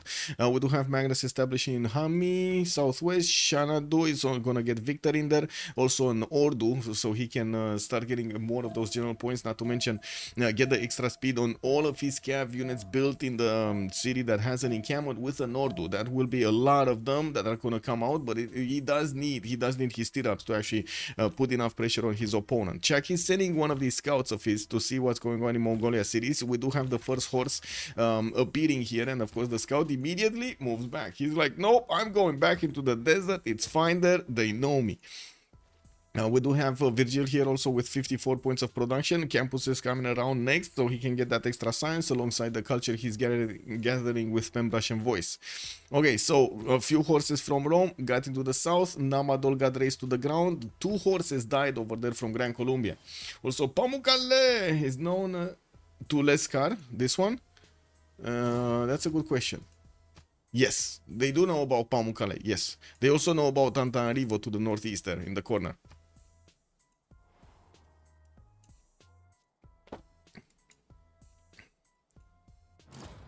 Okay, Gesno getting Victor there in 2 turns. We do have also Oracle coming up from Wroclaw, and horses coming from the capital city of Poland right now. There are no horses from Spain to speak of at the moment on the field, but he is starting to get a few of them also, and I don't see an encampment yet, so we don't have a general. We do have an encampment from Poland, which is going to be quite fine to get to use his medieval renaissance units. We're gonna need to see how many points and how many projects is he gonna wanna get. Sweden did manage to finish that first project. He's on 23 points at the moment, trying to get another one in 2 turns here, because I mean he doesn't manage to make that many points there. He did also get Lady of the Reeds and Marshes as a Pantheon for the extra production in that B2, which is already on 19.7 points. For comparison, his capital is only 14 points of production here. Yeah, we do have 7 turns for Temple of Artemis to also come out from the capital. He will have the opportunity to chop it or put at least a few more points of production into it from a few chops. I do see he does want to get the 2 forest chopped for Temple of Artemis, while this one I think he's gonna go and improve the seal tile, to be honest. Now that would be his first seal tile, and that will give him an no, sorry, excuse me, he does have to already improve towards the northwest. Anyway, library is coming in for the extra science. We do have a 5th city, 3rd moving towards the southwest, the 4th city moving east side, and we do have also him without any units. He doesn't have a classic unit, so his cities are 12 garrison strength. This is quite dangerous, especially with Mongolia next to him. Mongolia still getting his infrastructure. It's fine. He's probably going to want to take out Candy by the looks of it. If Poland is not going to want to use it, might as well give it to Mongolia. And they're on opposite teams anyway, right? I think it's pretty good for Mongolia to actually get this city center for himself. That's a free religion. It did build a holy site and has a shrine in it also. We do need to see also in the south what's going to happen here with the units of Gran Colombia actually getting into the borders of Rome. It forced Rome to actually get a massive amount of units here, 2, 4, 6 of these horses with one legion at least, not to mention a few archers to push them back. It doesn't seem like the Gran Colombian units can actually do anything here. Now, we did have him in the wrong moment of time, basically, to be honest. I think he was at the wrong moment of time, peering to the south. Not bad that he actually took out Namadol. That's a pretty good win over there, but yeah. I also see that Gran Colombia is starting to switch his production in his capital from actually finishing those campuses for the extra science. He does want right now to get another wave of forces. He's very worried that he's going to lose his military here on the borders of Rome, or I should say in the borders of Rome. Might actually get a few chops. We do have, oh no, Hanging Gardens did actually finish in the city of Rome. Interesting.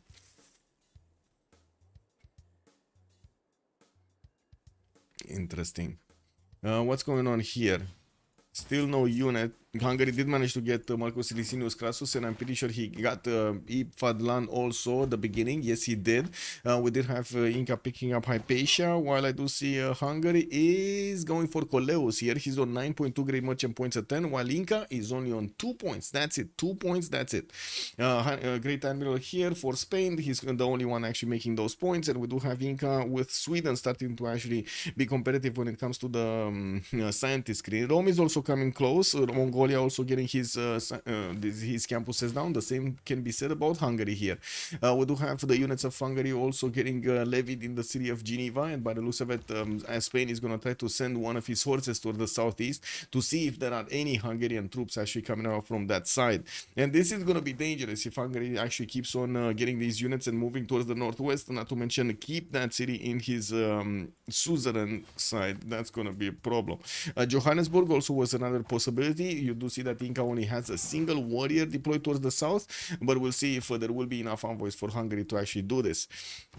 Inca is still trying to get his cities out. I did notice a lot of scouts are in between the mountains, but I do have to say one of his scouts just got trapped by the Gran Colombian units here. Wait a second, aren't they allied? They are allied. What are these units doing here? I don't know. It is what it is. It does seem like also Rome is going to manage to push back his opponent here. Yes, there were some victims. The Gran Colombian horses, at least 2 of them did die. There is a possibility for him to take out a few of the horses of Rome here, but at the same time, it does also seem like he's not really managing to do the damage that he would have wanted to do in the position that he finds himself right now. Mongolia, Wallace Throne coming up in 410s. Also Governor Victor in the capital. This will allow him to get an extra point of... Oh, I see what he's doing. He's gonna go for the extra Diplos. Yeah, he's going for the extra Diplo. He's going for the free spy that will get a free promotion because of Victor, and then he's gonna try to get Terracotta Army at the same time so he can bonk it. Okay, I do also notice 5th city did also get taken. Candy has been taken away by the Mongolian horses and put into the borders there of his ally, while Engazargamu is actually attacking Sweden 28 defense strength cities. That means Sweden did manage to get at least a classical unit, and that is a swordsman. He also did get a general. It looks like he was allowed to get a general.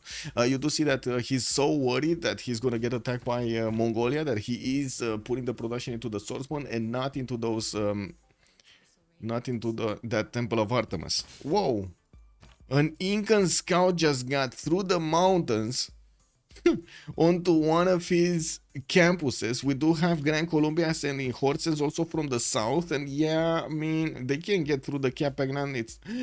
They can actually, wait, they can get through the Capagnan, right? They can actually travel here. Oh my god. Inca just needs to get that scout out of the way. Just pillage the horse or something. Beautiful. I do see new builders coming out from Hungary, getting his markets in, and I don't see him actually upgrading the units that he has in Geneva right now. He's just positioning them towards the north, so he keeps away any kind of Spanish aggression. Spain did manage to get another 3 settlers out, and I do see he's expanding on the northeastern side towards Poland, but at the same time, that is pretty I would say, defensive territory, but at the same time the Polish units are especially good at actually poking through wall defenses, or I should say through multiple line of units defenses. We do have commercials coming out from Poland. He did finish his Oracle, and I do see he's getting more horses out, sending them this time around towards the east side. He's a bit worried, but maybe he can actually do some damage to Inca here. Okay, so Grand Colombian units, what is going on? What is this? No, Valeb, why didn't you go through the Capagnan? Oh, he got, I mean, Sweden did manage to get the horse out from Uppsala, and now it doesn't look like these horses are actually gonna get through. Unless they actually just go around, which is still going to put a bit of pressure on Sweden because he needs to deploy armies to the south, as well as take care of the Mongolian aggression that's coming out from the east side here. Yeah, we do have the General Shun Tzu also recruited by Al-Malik. That would be the second general of Mongolia that he would get to benefit from, with an army of builder that's coming around. I'm actually curious, did he actually get feudalism? I don't see feudalism. Oh yeah, he did. I do see him with 5 charge builders already in Xanadu, and that's a pretty poggy-woggy city to get a lot of chops right in Xanadu. He could even get the terracotta army over here with the chops he has. He does have Magnus established in Hami, so but I don't see an encampment being placed from that city center, so he doesn't have the ability to actually get that terracotta. Inca settling more cities northeast. He did manage to get Aryabhata as a scientist, and will need to put a few more defensive units towards Vilnius, towards the north, in the city of Huánuco, so he can stop any kind of Polish aggression. We do have Poland still on 21 science and 33 culture. He's not jumping up quickly in the stats, and I do see that Spring did manage to push back his opponent here. Still has a few banged up horses, and a single horse from Grand Colombia made it out alive. Now we do have him getting more settlers out, and I do have to point out he did get ancestral hall. So now, especially with this amount of culture, I'm pretty sure he did manage to get feudalism, so he's gonna get the extra 2 charges on each of these builders that are gonna come out for free from the new settles. With another 2 coming around, I do see he has spots to the northeast, especially this mountain range is gonna help him out so much to defend against the Mongolia. While in the south, yes, he does have a few settle spots here. I wouldn't really call this amazing territory. This doesn't look bad. I mean, Volcano made it better, right? Volcano made it better. More of these food points over there, more production points on his side. We do have Gran Colombia also sending a few more units towards the north. The Capagnans are allowing him to actually move very quickly. The Incan units did manage to get these through, and I do see that Sweden's great general keeps bouncing around between the south and the north. That guy doesn't know exactly where to go. Oh, the great Machu Picchu got to destroy the Capagnan. Oh well, I guess it is what it is. He's gonna need to get another one somewhere. You can only place it once, by the way. You can only place it once, right? But it's for everyone basically to get it to place it once. Commercials coming around. Looks like Athena is also starting to tickle my toes. We do have more builders, and also a 5th city from Hungary moving towards the south. He did upgrade a few units here. He's worried that Spain is going to have a few more of those. Athena, what are you doing? She's destroying my chair. That's what she's doing. She's putting her claws into my chair over here. I gotta say, my chair is battle hardened by Athena's claws. Athena? I don't know. When is it? I guess it's petting time. Stage. Just wants to stay in my lap for a little while. Let's take a look at yields and also some more maneuvers here. What do we have? We do have Gran Colombia still getting here. Mongolia did actually cross the river. There is a Swedish swordsman and one of these horses actually in the city of Montoya, and he does have 2 archers to defend. It shouldn't be a problem to actually take care of the Mongolian units. There are only 2 horses and a single archer with a general. That scout doesn't count. I wouldn't count it. We do have also a trader going towards Engazargamu here from Mongolia city of Al-Malik. That will allow him to get the river with... Oh, wait a second. I think that trader is actually going to go through the silk, right, towards Engazargamu, so he's not going to build a bridge. Oh, well, I guess it is what it is. With Mongolia also not that far away from getting his stirrups, we do have him right now going for construction in 2 turns. We do have him also with the general deployed towards the south. He does need to take care of the Roman aggression from the south also. While I do also notice Rome didn't go forward to actually do some damage here to Gran Colombia. Gran Colombia finally is managing to get a decent amount of forces moving towards the north, and it seems like he's gonna try to actually push Sweden, force Sweden to get the defense in the south here. And while yes, there's no more builder from Inca to actually build another one of those Capagnans, we do have the Gran Colombian horses just stuck between the mountains. Yeah, they're just stuck over there. There's nothing happening. Pingala in Wroclaw. We do have Magnus establishing in Lodz, and an army of builders coming around from Tiric. He's not yet putting down his theater square, so it doesn't look like he's gonna actually go very quickly for his wing hussars here. Gold generation does look like it's going to be pretty good on Pompey with 53 gold a turn, 28 science and 30 culture, while we do have him also going for the feudalism army of builders here from Montoya, also with the bonus from Liang, extra charge. Wait a second, 2, 4, 5, a 6 city coming out from the south of Westergo. And I do notice Coleus is still trying to discover the land in the south. 70 points of production doesn't seem like it's amazing right now, but definitely much better than Valeb's 44 or Dargor's 44 here on Inca. And I gotta say, this is a lot less production than other nations in the game. I do see also Temple of Artemis might actually be chopped in Wilka Waman with 8 turns to go. While it was getting built in the city of Montoya, I'm pretty sure some other players didn't actually manage to try to put it down, right? Who did put it down and who did not get it? Yeah, I don't see it. I don't see it. Athena, that's my foot. But stay here. She heard the sound and she's like, whoa, grabbing my feet over here. Anyway, with her claws, by the way. We do have more campuses coming out from Spain for the extra science, while I do notice Aramanis is on 30 science and 38 culture. He's right next to Tiric is 29 to 36. They're very close to each other.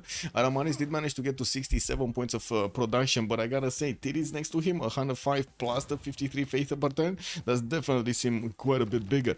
I do see the first also theater square, plus 3 in the city of Lodz, while we're going to need to see what others he's gonna get. In the north, he did manage to get a speck of desert, and he's building the pyramids. He found desert, he's building the pyramids. Very nice, right? Tiric is going to get a free builder and also another builder charge on each of his units. There is a possibility also for Tiric with the newly settled city of Tarnov towards the east side, towards Vilnius, to actually put a bit of pressure on Inca. And I do see that Inca only has 3 defensive units here. The Polish horse already sees one of those warriors.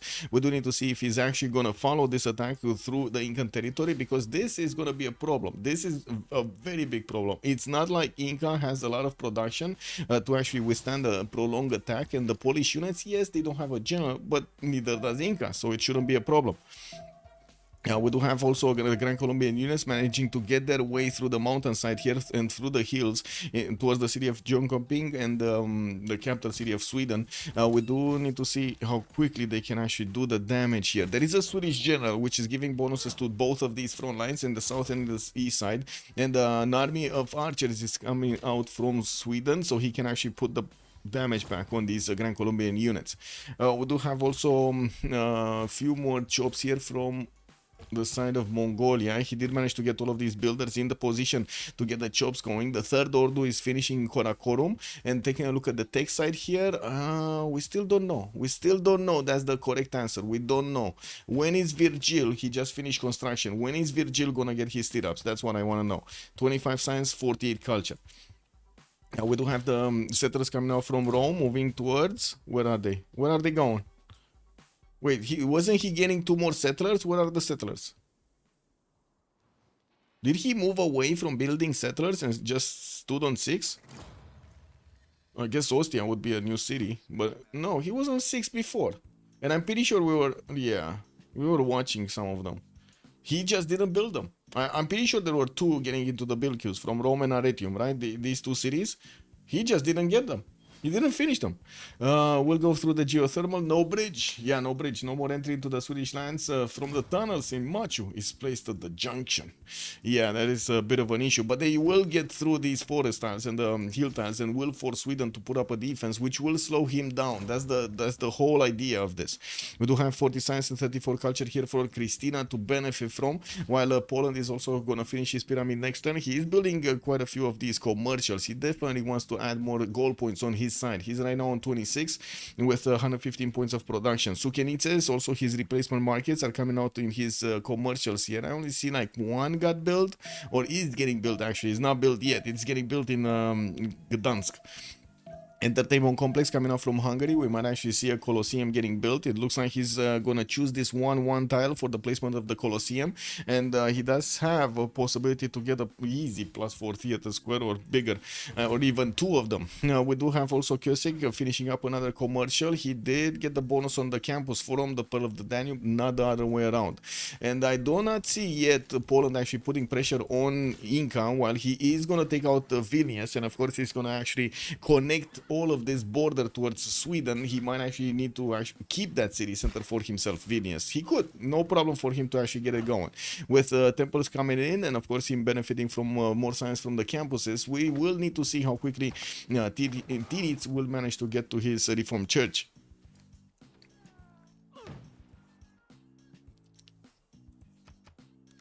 Okay, city Petrengare, 6 turns encampments coming in. 4 turns for Karakorum to get going. I do see the Terracotta armies coming out from Al Malik in 8 turns. And we do have Mongolia here with quite a few builders that are going to start to chop. Okay, what's going on? Okay, that's fine. Oh! Circle of Shame. Was that the pyramids taken away from Spain? I think so, right? That's on a flat desert tile. I'm pretty sure that was pyramids taken away because it got finished in Warsaw. Settler coming up in 6. We do have temples coming in. It does seem like Gran Colombia actually just faked the attack on Sweden, put one of those horses and then retreated it, while Athena is trying to get us to see her tail again. Athena. Okay, let's give her a napkin. Maybe she's gonna play with the napkin. No, no, no. She doesn't like the napkins. No, doesn't like the napkins. Hello? Ale, ole, ole. No, she's not aggressive. You see, she's not that aggressive. She needs to be extremely annoyed if she actually wants to take this out. No, what are you doing? Oh, I see. You want this? You want this? Okay, I give you this. Give me a second. She wants this. Yeah, this. Oh yeah. Oh yeah. Oh yeah. Yeah. Come on, let's go. Go. Woo! Oh my god. She even pressed the lenses, man. Did you see that? We went white and black instantly. Anyway, now we do have to see if Mongolia is going to get his tir up soon. 4 tens and 3 tens for Divine Right. So he's going to start pumping out K-Shakes quite quickly. While I do see Sweden did manage to make a line of defense, especially with these archers, that he is going to get to upgrade into crossbow soon. He's trying to get his military tactics in 6, if he didn't get them already, so he can upgrade his swordsman. No, he didn't. So it's 6 turns until he's going to get Menatimes or Pikemen to actually get to upgrade here. And at the moment, I do see him trying to get the Great Bath in the city of Montoya. Sorry, in the northeastern city of that he did manage to get with Temenanki, while he's gonna play some more of these aqueducts.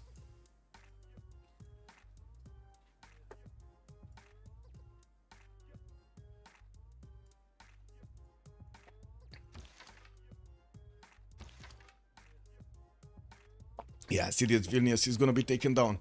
Let's see what's happening in the city-states. Anshan with Geneva, 2 city-states for the science. I do see one has been picked up by Pompey as a Suz, and we do have this one, Anshan, which is a pocket CS? This is a pocket CS? Yeah, this is a pocket CS. They haven't discovered it. Even if Inca does have a scout so close by, they haven't yet discovered it.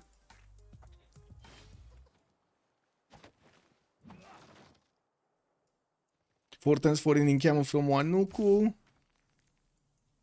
City-states, okay, city-states. Antananarivo with Vilnius, Mohenjo-Daro, and Ayutthaya coming up for the culture benefits. We do have also Presla for the military bonuses. Yerevan is going to give them some of these religious bonuses, and Johannesburg, the only one for industry. And now finally, Rome is going to start to get more cities out. He's also building up his barracks so he can get more of those production points going, and not to mention getting the housing and the points for the generals. We do have him already with the pre-placed baths, so he can get his extra towards the industrial zones, while the wave of settlers will need to actually come out of the cities to see where is he gonna want to go with them. What, now you want the napkin? 1 second. She wants the napkin, guys. Okay, come. Let's go. Let's go. Yeah. Take the nap.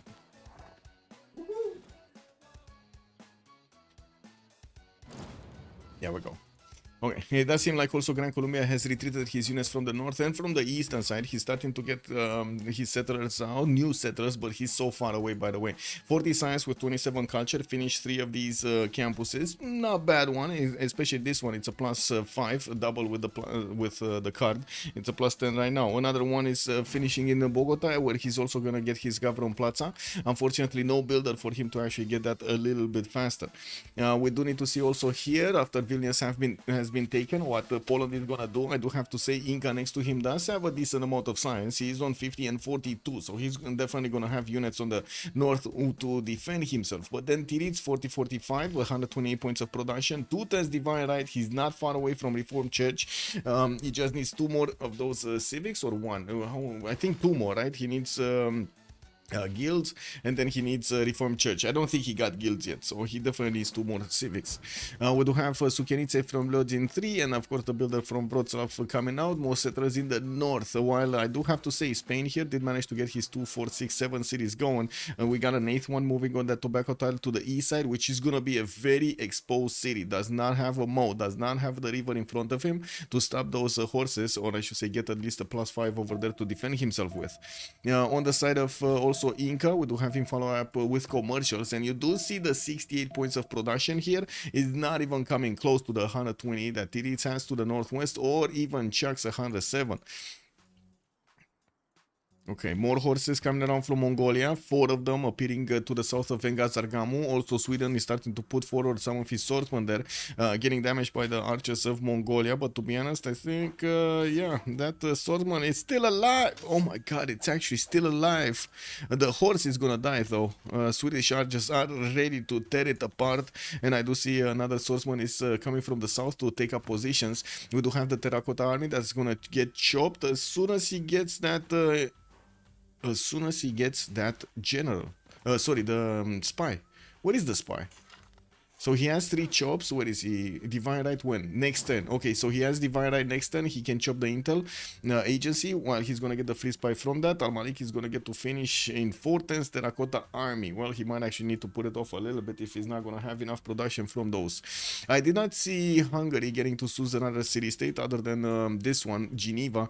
And we do need to see if he's actually gonna follow this up with something. Pompey only has Geneva.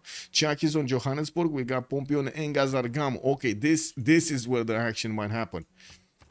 I see. So we might actually have Hungary giving that extra ranged attack against his opponents with some archers getting into crossbows. We do have Pompey getting cancels in 5, and I do see he just levied the city of Engazargamu. Unfortunately for him, this city-state doesn't actually have that many units, only 4 of them. But at least, well, he's gonna get to flex them against his opponent. Athena, your tail is not made out of glass. I cannot see it. Oh my god. Guys, I'm sorry, she wants to smell. She wants to smell everything. What is going on, Athena? Not the keyboard, okay? Anywhere else other than the keyboard. Okay, thank you. Oh, de-levied on Engazargamu. Okay. Who did dump his envoys in there? Virgil. Virgil is... Pompey, actually. Sorry, Pompey. Virgil did stop it. Okay. Oh, wait a second. They're opponents. What am I talking about? They're opponents. We did have Virgil is from Mongolia actually trying to put a stop to the city of Engazargamu, actually getting to upgrade those Hungarian units. And how is this horse still alive? No, really. How is this horse still alive? Did the archer... Oh, he shot the other horse and didn't get this one. Because Virgil is just gonna move this out of the way and get back. Anyway. Yes, we'll see. More horses in the meantime getting out from Mongolia. We do see he did manage to get that one back. We do have the chop still available, and of course I was expecting him to actually get a few more of these heavy chariots, because I'm pretty sure he would want knights and not actually attacking with horses that could turn into coursers. Vilnius's units that did manage to attack that city from Poland are starting to redeploy towards the south. Does look like he's building up a line of defense to also connect with Sweden here. We do have Timur as a general, also also available for him, and 5 turns for GMC to finish in his capital city. 4 turns right now. He just chopped one of those rainforest tiles. That will allow him to put the faith that he's generating into those units to buy them.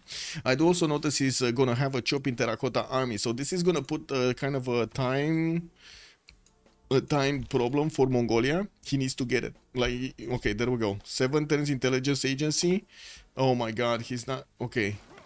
He might get it. 2 turns intelligence agency. Okay, and he just needs a chop, which he is ready for. You see, this builder, this guy has been standing here for a long time. He has 3 charges. It's unbelievable. He stayed there for like at least 6 or 7 turns.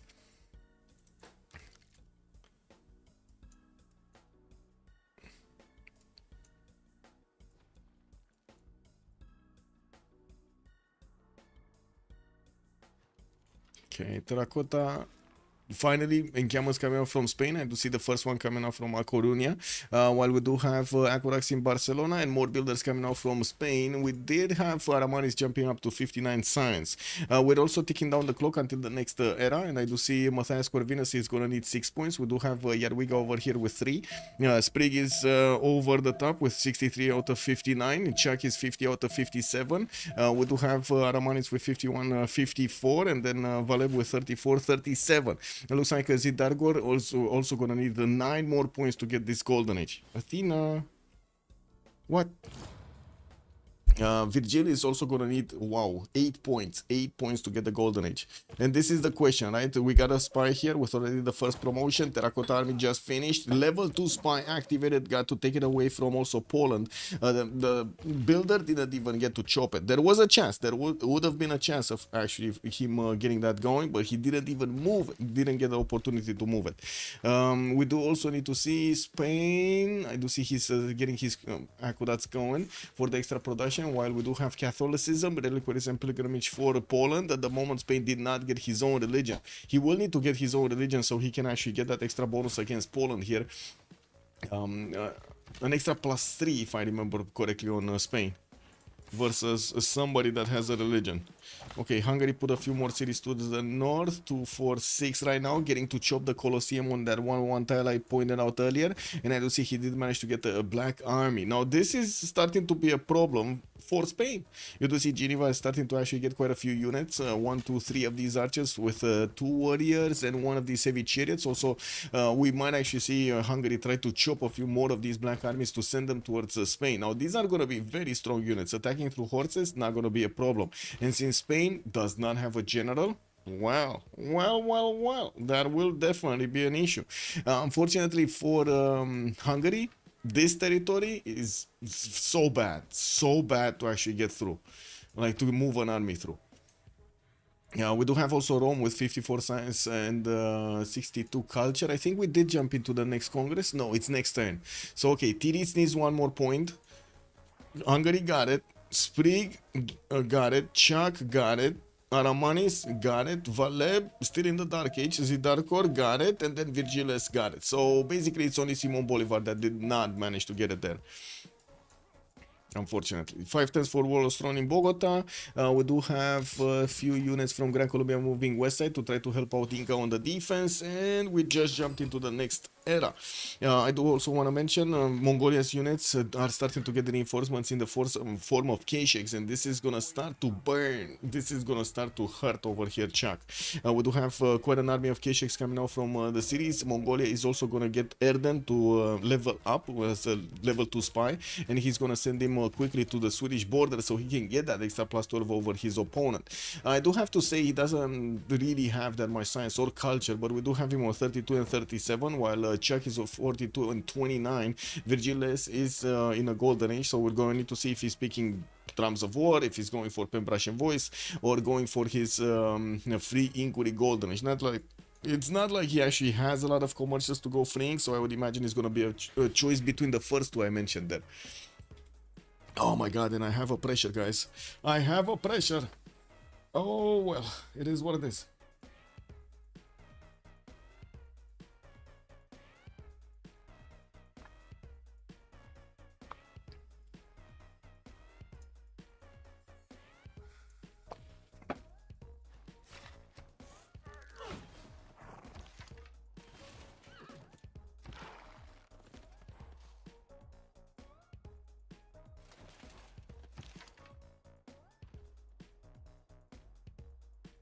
5 turns for the intelligence also coming out from Sweden. We're gonna see a spy from him also needed to get into the borders of Kublai Khan. We also need to see how quickly Tirit is gonna manage to get to his reformed church. He's right now 1 turn away from guilds, and it looks like he has a decent amount of culture, 72 science, 74 culture, with Pembrush and Voice coming around, and quite a wave of campuses. I did also notice here Spain did finish Stonehenge. Oh, I see his religion. Okay, Zen meditation with Defender of the Faith. He got the extra amenity there on his cities, and he's gonna get extra defense also. What a gangs from Inca. Oh, these bad boys. Anyway, let's get this out of the way here. Like this. Oh well. I didn't see that many details.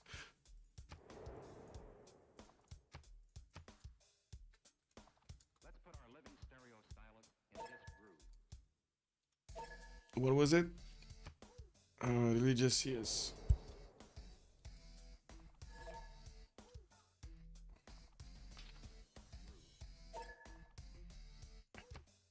Yep.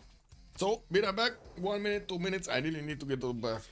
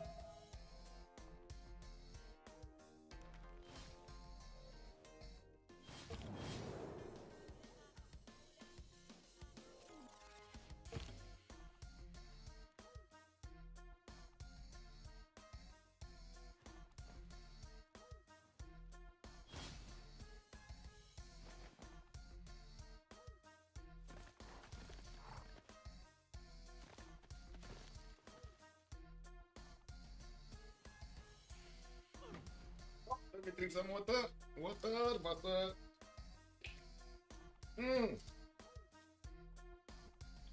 Oh my god, it's gonna be a pause next turn? Okay. Let's see. Culture, city states. 100% coffee, granting no amenities, and Jadwiga lost 2 Diplo points. I don't think he cares that much about Diplo points, to be honest. Anyway, Gally coming around, lol, from Wrocław, and I do see he's managing to get another settler towards the east of Warsaw with 2, 4, 6, 7, 8 cities. He's gonna go for the 9th, and I do have to mention we do have Grand Colombian units just sitting around the north of Antavaila. Matthias Corvinus, 58 science, 49 culture, going for Pembrush and Voice. I do see his foreign ministries coming out next turn. He did manage to get a Colosseum, and a few more production points are going into his black armies here. We do have the first one arriving to the north of Geneva, second one also over there, while at the moment Spain does not have a defense. Jadwiga, 70 science, 76 culture, did get his GMC already. No units on the western side, but I do have to mention he is 2 turns away from Reformed Church to have the ability to get those wing hussars out and about. I do also need to take a look at the Trajan, getting his castles next turn. Corsairs coming out. We do have already 4 of these horses, 5 over here moving towards Antium. Another one is gonna get chopped next turn, and we're gonna need to see if he's gonna upgrade them into Corsairs and start bonking Gran Colombia. There is quite a bit of difference between their stats, with Sprig on 71 science and 69 culture. Valeb is only 44 and 29, and he did not go for his Corsair technology. He does not have castles. Ziltek, hello there, sir, and good evening. Also, Flash Neo, good evening, sir, and welcome. Wait, this matchup is kind of bad. Sweden gonna get the Carolines. He will, and that's the how to say, that's the problem right there. He needs to actually defend before the Carolines. He needs to attack. Sorry, Mongolia needs to attack before the Carolines get out. Otherwise, he's not gonna have a chance. He's not gonna have a chance. Also, Echo Supreme is saying you're rooting for Sweden like in the Eurovision. Oh my god, you're actually watching Eurovision? Why are you insisting of losing brain cells? I don't know. Can builders chop the CS terrain for CS production? No. No. You can get to improve it though. You can improve the tiles. I don't know if you can chop actually. That's pretty interesting. I don't know if you can chop. I'm pretty sure you can improve the tiles. Like I've seen it multiple times that players did go for to improve an extra amenity over there or some strategic resources. Okay, and there we have it. We got the pause. I don't know for how long. Might be 5, it might be 10, but it is a pause. Okay, Wallerstone also coming around next turn from Bogota. Okay, let's put the timer on. Let's get 5 minutes. Put 5 minutes here.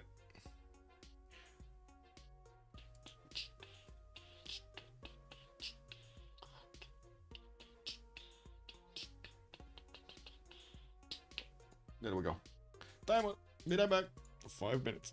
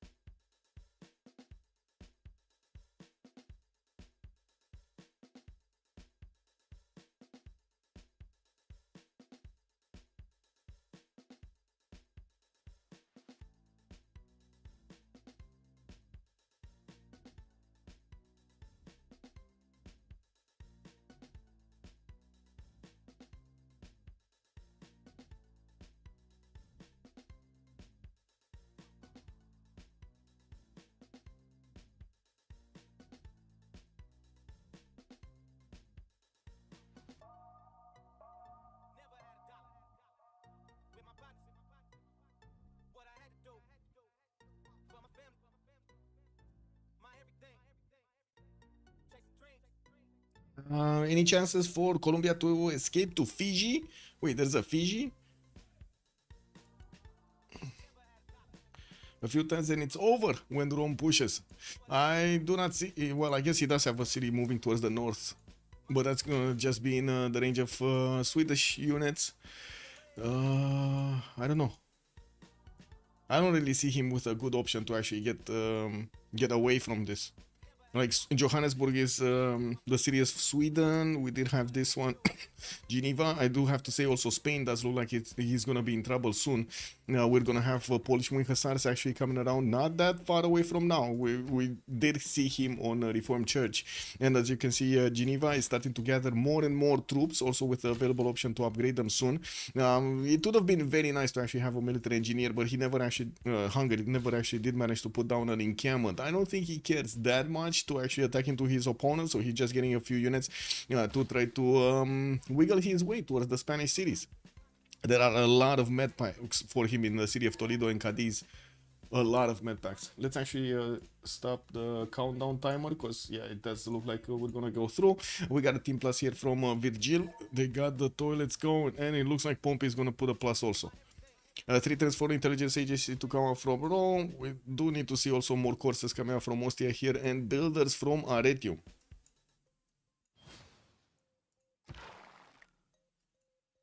What is the spy of Mongolia? Because I do see the spy of Sweden just got to move over here into the cities of Mongolia, but I don't see the spy of Mongolia yet arriving in the cities of Sweden. And by the looks of it, the Kesheks are starting to do the damage, but they're still low enough in numbers. There are only like 4 of them, 5 of them that are arriving here, and only 1 of them did manage to get the promotion. He doesn't have the extra intel, so the damage is going to be, well, okay-ish, like 55 attack strength on the Pieman is still gonna be good, while the Pieman do have 59 on the 67 when they're full strength, 59 this one low HP. Let's take a look at the great people. What do we have? Ooh, we got right on time over here. We got a scientist, Isaac Newton. He's gonna get that free library and university in campus, and from what I do see also Raja Todarmal is gonna be on the great merchant point. So we do have Amina as the next general, and we're going to need to see if Rome is actually gonna want to get this. He already has one. He has this one, right? The one in Kume here. Then he's gonna have Burica. Didn't manage to recruit the second one. I do see he's starting to put down his industrial zones for the extra production. He's already on 144 points of production, which is about triple the amount of production that Simon Bolivar has. This is disturbing. Triple the amount of production. That is very disturbing. And Sprig is going to get his stirrups next turn. He did get the upgrade button on his horses to get into Corsair technology. Now we're going to need to see if he's going to manage to actually do something with them. He does have Magnus also establishing 3 turns there with a few more horses coming around. How is he managing to build horses while he has Corsairs? KW. Anyway, it is what it is. A little bit of a bug there.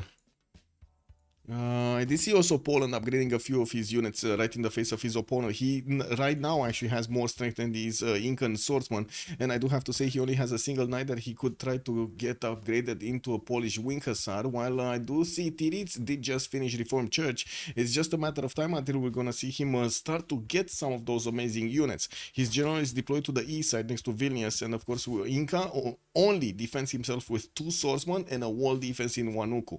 Now this is not gonna hold for long. We do have the first wing hussar starting to get into the production queues of Wroclaw to the western side. There's 4 turns to get one going. I do not see yet the Hungarian units moving, but the Black armies are starting to take position on the western side of Geneva, and they will get the option to actually move quickly towards the city of Toledo. And now the question is, are they going to be spotted by the Spanish horse or not? Because this style, he can go around it. Well, let's see it. More Black armies coming out, his production capabilities, industrial zones, and I have to mention he doesn't actually have yet extra adjacency from anything, but he will get a dam over here on the 2-foot base, and gonna give that adjacency to both of these industrial zones. This one is not gonna be aqueductable, unfortunately. Anyway, eastern side, still no upgrades from Sprig. Do they have the gold, or what is the stoppage here? Do they have? They don't have the gold. They actually don't have the gold. They probably upgraded everything in Chuck's territory. And does seem like Chuck is starting to lose quite a few of his pikemen here, and not to mention his crossbows. This is starting to be dangerous because Mongolia puts a lot more pressure on him, and soon we're gonna have the spy of Mongolia appearing into the Swedish cities. Okay, I do want to keep on going. Christina did go for Drums of War Golden Age this time around. I do see Chuck is getting a few more of these pikemen, and another spy from his capital city, finishing his campuses for that extra science with 53 science and 31 culture at the moment. He's also trying to counterattack into the Mongolian initial troops. Mongolia doesn't have knights yet. Those would have been very nice if he would have had them, but he doesn't. And by the looks of it, we do not have him actually getting some crossbows. Just the K-Sheks, a massive army of K-Sheks against Sweden here. Ottomani, 64 science, 65 culture on the western side of the coast. Pen Russian boys this time around got that religion, getting to play some encampments, 2 of them, Cadiz and Zaragoza working. 3 of them actually. A Coruña did manage to get one also. With only a few units in the defense, we're going to need to see how he's going to fare against the Polish Wing Hussars, which are soon going to appear here on the map. Also still waiting for the Eurovision wonder for Sweden Civ. KW, man. Fiji, the promised land. Fiji, the promised land. Yeah, well, we'll see if anybody gets to Fiji. Valeb, 49 science with 32 culture. Simon Bolivar here did go into a dark age and he's about to get attacked by Rome. Now, I'm not sure exactly what Rome is waiting. He might actually want to go for cabs instead of going for corsair attacks against Gran Colombia. Both of them do have this option available, but gold, it looks like it's at a premium. So, yeah, it's a problem. Printing in 2 tens for Tirits. We do need to see also printing here on Valeb in 5 tens. Mercenaries coming up in 2. Zidargor, military tactics finishing in 2 tens. He's gonna get many times technology to upgrade from the swordsman. And of course I do see Polish crossbows are starting to get out here. His neighbor Tirits is starting to buy out heavy chariots with his face generation, so he can upgrade those units into wing hussars. But again, gold is gonna be a problem. And taking a look at the stats here, 81 science for Zidargor with 53 culture, 117 points of production, with a new wave of settlers, 2 of them coming around. I do have to say there's a significant difference in production between him and Tirits. 183 points of production without taking into account the 80 faith portent that it is benefiting from, while Zigardor only 117 points of production. Virgil Les, 38 science, 38 culture, drums of war, golden age. He's trying to flex as hard as possible against Sweden and doing quite a few damage points to these spikemen. We do have a wave of knights also coming around from his cities, while his spy did manage to activate over here in the southwestern city of Sweden. We do need to see what is he getting. +6 intel. Did we have a spy? Already we did have a spy. This is incredible. Somehow the spy of Sweden got to travel a lot faster to the cities of Mongolia. Then Mongolia spy got to travel into the Swedish cities. It's unbelievable. Still no chops here. Looking at the yields, by the way, on the gold per turn, we do have Pompey managing to get 100 per turn. Tirits is on 91, Sprig on 13, and then Chuck is only on 1. We do have them with a decent amount of gold in the bank, and I'm pretty sure they're gonna get to flex into the most powerful unit, and that's gonna be the Wing Hussar. We do need to see also if Mongolia here is going to manage to break the defenses of Montoya. At the moment, it doesn't seem like he's going to break the defenses. That's Liang powered city with Hannibal Barca. I think he should actually attack into the south, to be honest. He should start attacking into this city. He should really need to start moving away from that defense. Oh, that's a horse down. The Swedish crossbows just getting to attack into it. One of the reasons, 2 of the reasons that I actually say this. Oh, pikeman moved out. Well, that pikeman was out of position, and we do have another pikeman here that is starting to get hit by the K-Shek, slowly but surely taking damage. These K-Sheks do need their experience points, and you kind of want to keep shooting with them. We did have also Abu recruited by Mongolia, so he gets to pop extra heals, but to be honest, I don't think these units are surviving long enough to actually get to pop those heals. As you can see, there are 0 horses. 0 horses. He started with quite a few of them, at least 4, now 0.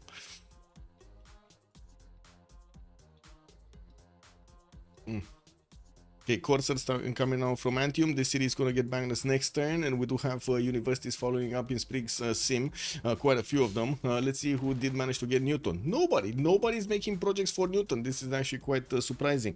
In the engineer screen, we didn't have anybody picking up B Shank. That's going to give one of the players here an extra city location. Oh, wait a second. It's the city of Toledo. It's getting smacked. We got Aramanis here getting the treatment of the units of Hungary without even a general. Hungary did manage to get next to the city of Toledo, since we didn't have unit in that city center to beef up that defense. It does seem like it got taken away. That's the first city taken away over here. Easy peasy. And then Spain is going to get to feast on one of his farms, because why not? And I do see Hungary starting to move all of the units from Geneva that got levied over there, heavy chariots and also some swordsmen, not to mention archers, to actually get to upgrade them in the city of Toledo. Still, Poland is making his units mostly on the eastern side. It looks like he's getting spied on also by Inca to get some extra intel over there. While there we go, Mongolia is starting to attack the southwestern city. Well, that maritime does look like it's quite big. But I'm pretty sure another 3 units could attack, no? So these guys do not have... Okay, they do have the ability to actually attack across the river there. The knight got deployed towards the north. There's no unit next to, and I do have to say the knight can do so much damage to the Swedish men at arms. To the Swedish men at arms. Okay, Poland 16 points. I don't think that's from project, but he's getting a campus research project from his capital, so he really wants to get that going.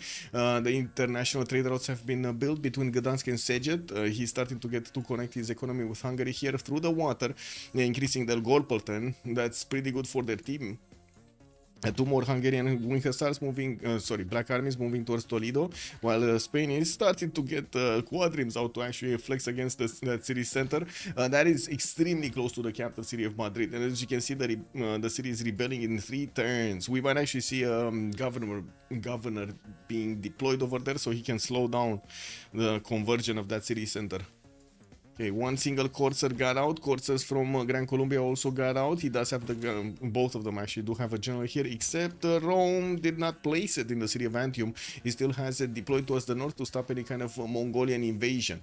And I do see more traders coming out from Rome, with also him getting some watermills so he can improve the production on these farms towards the south. Finishing his industrial zone is increasing his production capabilities quite a bit. And we're getting under attack again. There's something, a machine outside the house over here that is screaming at us for some reason. Doing noise pollution, basically.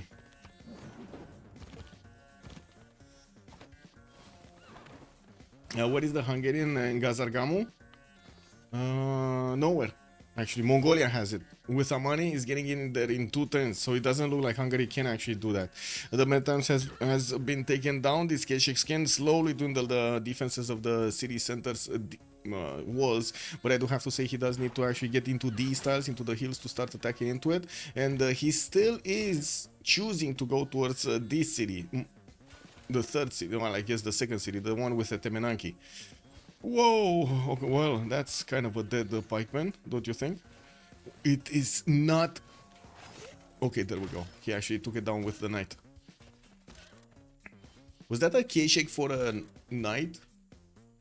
Oh well. Wing hussars coming out from the cities of Poland. He does have 1, 2, 3 of these pre-builds in the city of Tarnów, while he's gonna get 1, 2, 3 already upgraded and moving towards the southeast towards Inca. Inca was trying to get men at arms. Where is he?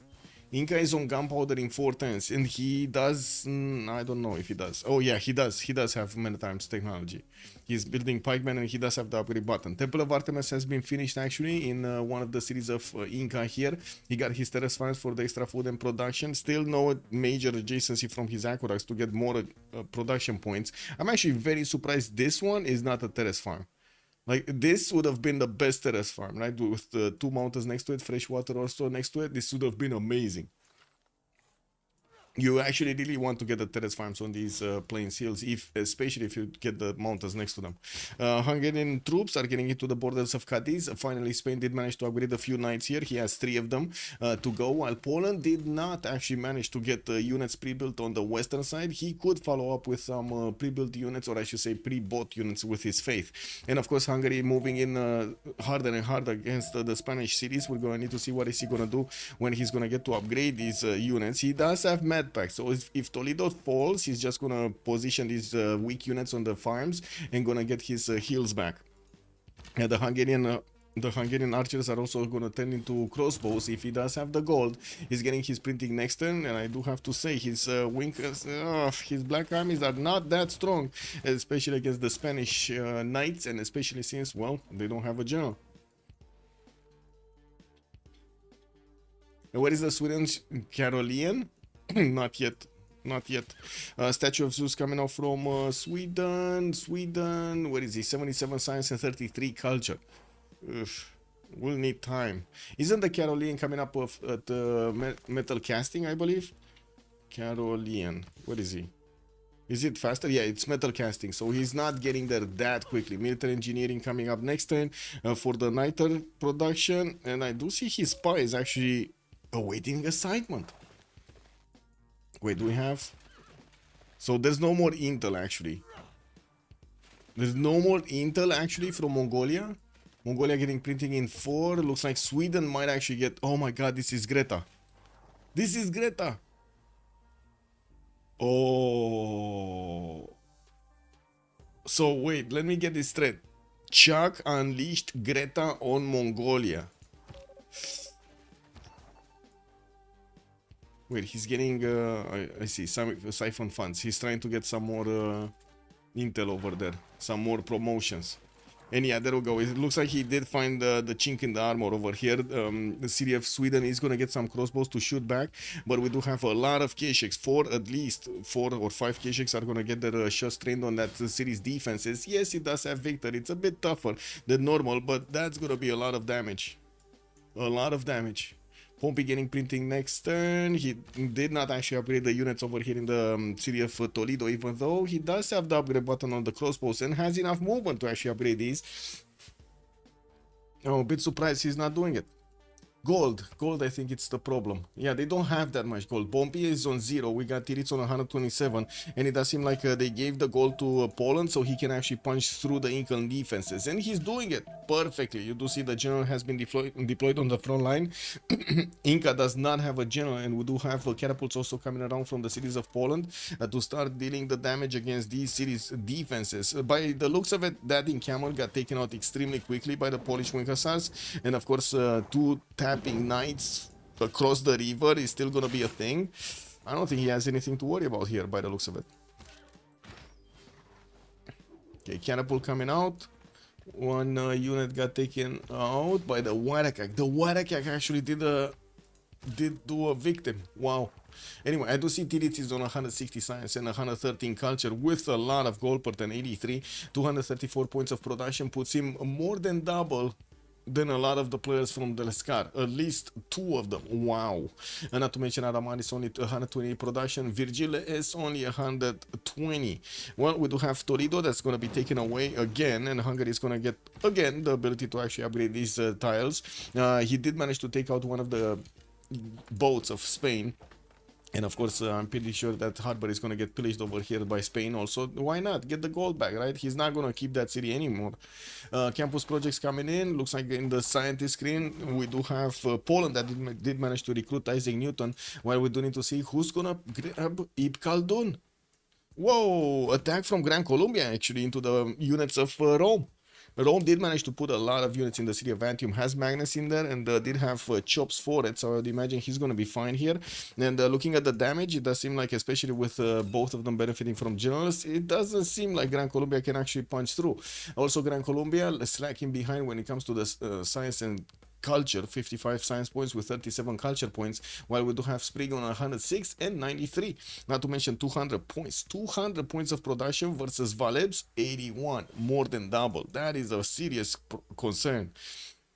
We do have him also with just a few units deployed to the north, so he can keep away Mongolia from his lands. I do see that Mongolia is starting to do serious damage against that city of Sweden, and we do have the crossbow starting to actually make a line of defense. There are a few crossbowman cores, or I should say 1 crossbow core, a level 2 crossbow also, and the counter attack from the Swedish pikemen into the lines of Mongolia here. That war discovered, left naked. Oh my god, he's gonna...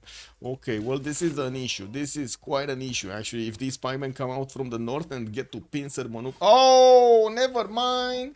The volcano gave away the walls in that city center. No, why?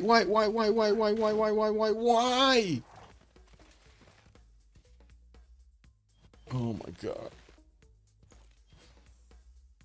Somebody must clip that. Like somebody needs to clip that. I'm gonna clip this. I'm sorry. I'm gonna take the time of actually clipping this. This cannot happen. Like, this really cannot happen.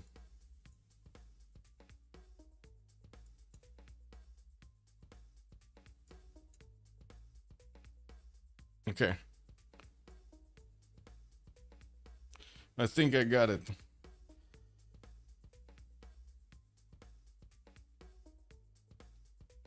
I don't know how to name this. I'm clipping Antiro, it's fine. How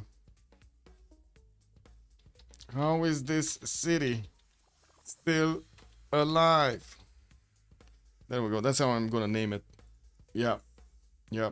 Feature clip. Yeah. Putting it right there. Publishing right now. Getting it going. Okay. There we go. If you wanna take a look, this is the clip. Let me actually share it on my Discord also. So why not?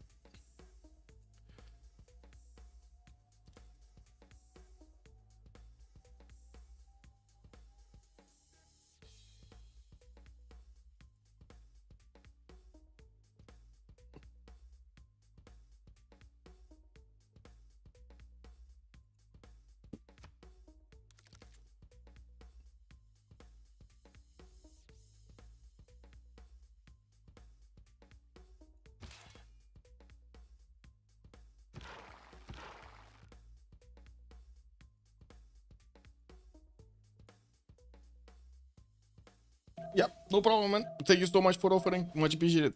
Okay, counterattack here from Spain to get into the borders of Hungary. It does seem like he's gonna get back his city of Toledo since Hungary still did not upgrade those other troops there. And taking a look what's going on here, we do have less and less Roman units, which is unfortunate. He's of course gonna try to flex his production, and he does have knights in the city of Puteoli that are going to start moving towards the front line. Walls are also going to finish next turn, and I don't think these coursers will have enough damage to actually get through the defenses right now. Only like 2 tiles that they can attack from.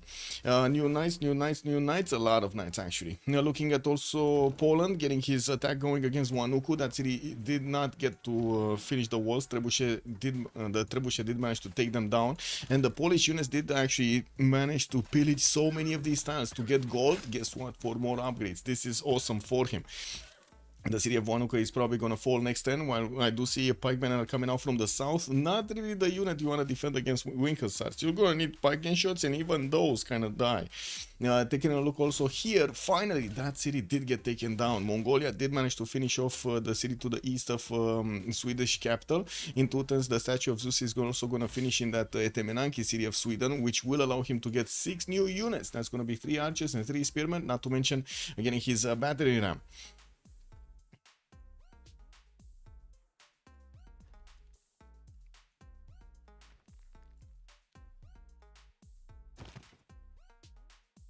Returns for university in Lodz. We do have consulates here, and of course the Hungarian trade routes are starting to reign supreme. 159 points of gold, while Tiritz is on 75. I do have to mention the size difference right now between Tiritz and his opponents is starting to be a bit too big to handle. 186 science with 122 culture, while on the opposite side, the biggest one is actually Philip II, which is his neighbor, on 84 science and 73 culture. We do have Philip here slowed down significantly by the units of Hungary. Hungary is just going to sit here as long as possible and try to benefit from the weakness in the Spanish defenses. Try to keep him as low as possible in the defenses. Was that? We got a Poro sad? Why is Poro so sad? Oh, look at that, he's crying actually. Just don't CC before the Carolines. True. Also, thank you so much, sir. Much appreciated, Luke Yang, for the prime. Thank you, sir. Benighted Primer, Luke 89.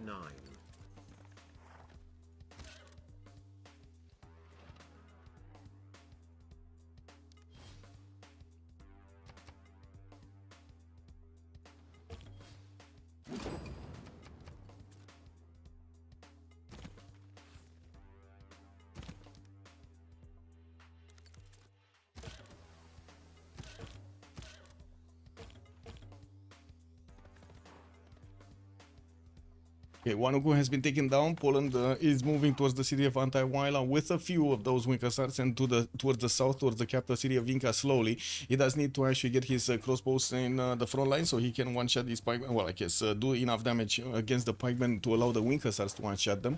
While I do have to say, Mongolia got spied in by Sweden. The spy Greta did manage to get a promotion.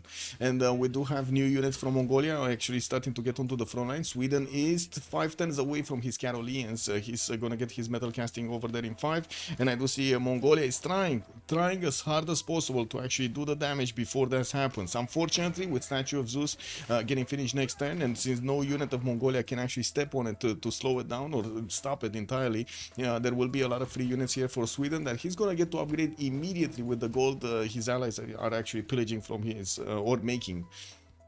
I do have to also say Rome does need a lot more units on the defense. Looks like he's putting a line of knights and coursers to the defense of Antium. Did not finish the walls there. He's trying to get another courser.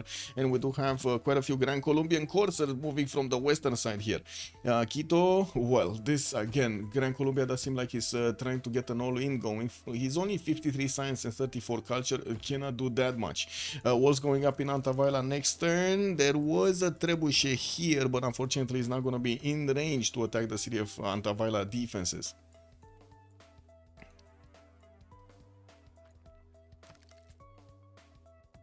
Theater Square in Ostia, commercial hub in Ravenna, okay. And here, Musket men coming out from Hungary. The Muskets do have enough strength to actually punch through the line of defense of Spain, and I'm pretty sure he's going to try to put them over there on the front line, with the crossbows also getting the Raven King straight. I do have to mention Spain did manage to get the religion, but no religion on Hungary. And it looks like Black Armies, when is it? So rebelling in one turn, this Black Army will actually get the pillage. This is what I was interested in. Is he going to get the pillage or not on the farm? No, he moved out. And of course, Spain actually did put one of his unfortunate knights on the front line. This might actually get bonked. Let's see it. Bam. Oh, wait. He got out of there. He got out of there without enough experience to actually upgrade it. And the city of Toledo does seem like it's not going to be that interesting anymore. For Hungary, at least. Whoa. Yeah, Spain is starting to lose his grasp over there on the cities. Antavila getting attacked directly, with Polish Wing Hussars having enough attack damage to actually take down the walls. We do have him needing to push through the south, getting those trebuchets and his bombards actually in order. Not to mention, I'm gonna need to get those crossbows. So we should have him on nationalism soon, so he's gonna have stronger units, even Wing Hussar Corps. A new crossbowman coming out from his cities, and I do see he's getting a military engineer to start building up pathways here and there. We're gonna need to see where is he gonna prioritize that one to go. On the eastern side, looks like Mongolia is punching through towards the capital city of Sweden, but I gotta say, even though this looks terrible, I think when the Carolingians come out, there will be no way for these Mongolian units to actually take another city. Who did manage to get Ipfadlan? Khaldun. Hungary. So okay, Poland got Newton. Khaldun was picked up by Hungary. I see Jacob Fugler over there for the extra envoys is on Hungary, again pretty important, while we do have Amina on Rome. Let's see what Rome is doing. So still getting attacked, but it looks like he's getting out with a decent amount of units. A new knight's coming out from Kume. He shouldn't be far away from getting cuirassiers, which again is going to be a technology that Valeb is probably not going to get anytime soon. 6 turns for siege tactics, and then Valeb also needs to get military military academies. What's that called? Not military, military science. There we go, science. This is what it is. And while we're going to see all of these industrial zones finished, I'm pretty sure Sprig is going to get a lot more production. He's already on 227, more than double than his opponents over here. We do have Tiris 283. We do have also Pompey 239. And I do see Chuck on 116, right next to Virgiles on 119. But again, Carolinians are coming up soon. Let's actually see. Is he going to get the boost from Sprig? No, he already has the boost. Okay. And that's a GG right there. FDLV finishing up this very quickly. He got it going very quickly. Very nice. Very nice. It looks like the power of the Polish nation can withstand the test of time. We did have Spain over there struggling on the coast to hold back the Hungarian troops. And we did have on the eastern side Gran Colombia, man, trying to get into the borders of Rome. Spring just said, no, stop there. You want to trespass this territory. And that's it between FDLV and their opponents over here. Let's actually finish the prediction really quickly, get to put an outcome. It looks like, yeah, FDLV was kind of on the point over here.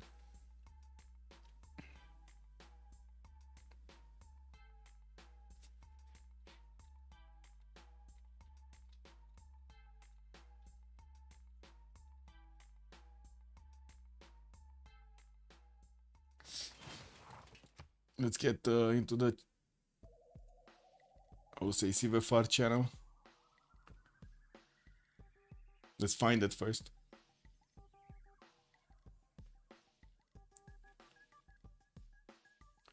Where are they? I found it.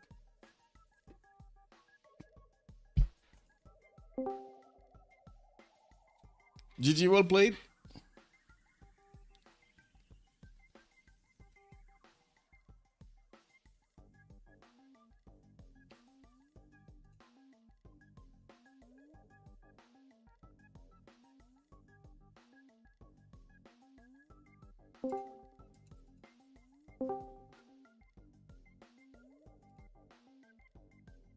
GG. Ouais, avec des si on refait le monde, j'avais calculé tout ça. Ouais, J'avais calculé tout ça. ouais mec, attention. Après, Oh, Le calibre du joueur là. Hein. il y a quand même plein inondable plus volcan. À un moment, il y a un truc qui va péter quoi. Bah, j'ai la Lyon qui protège.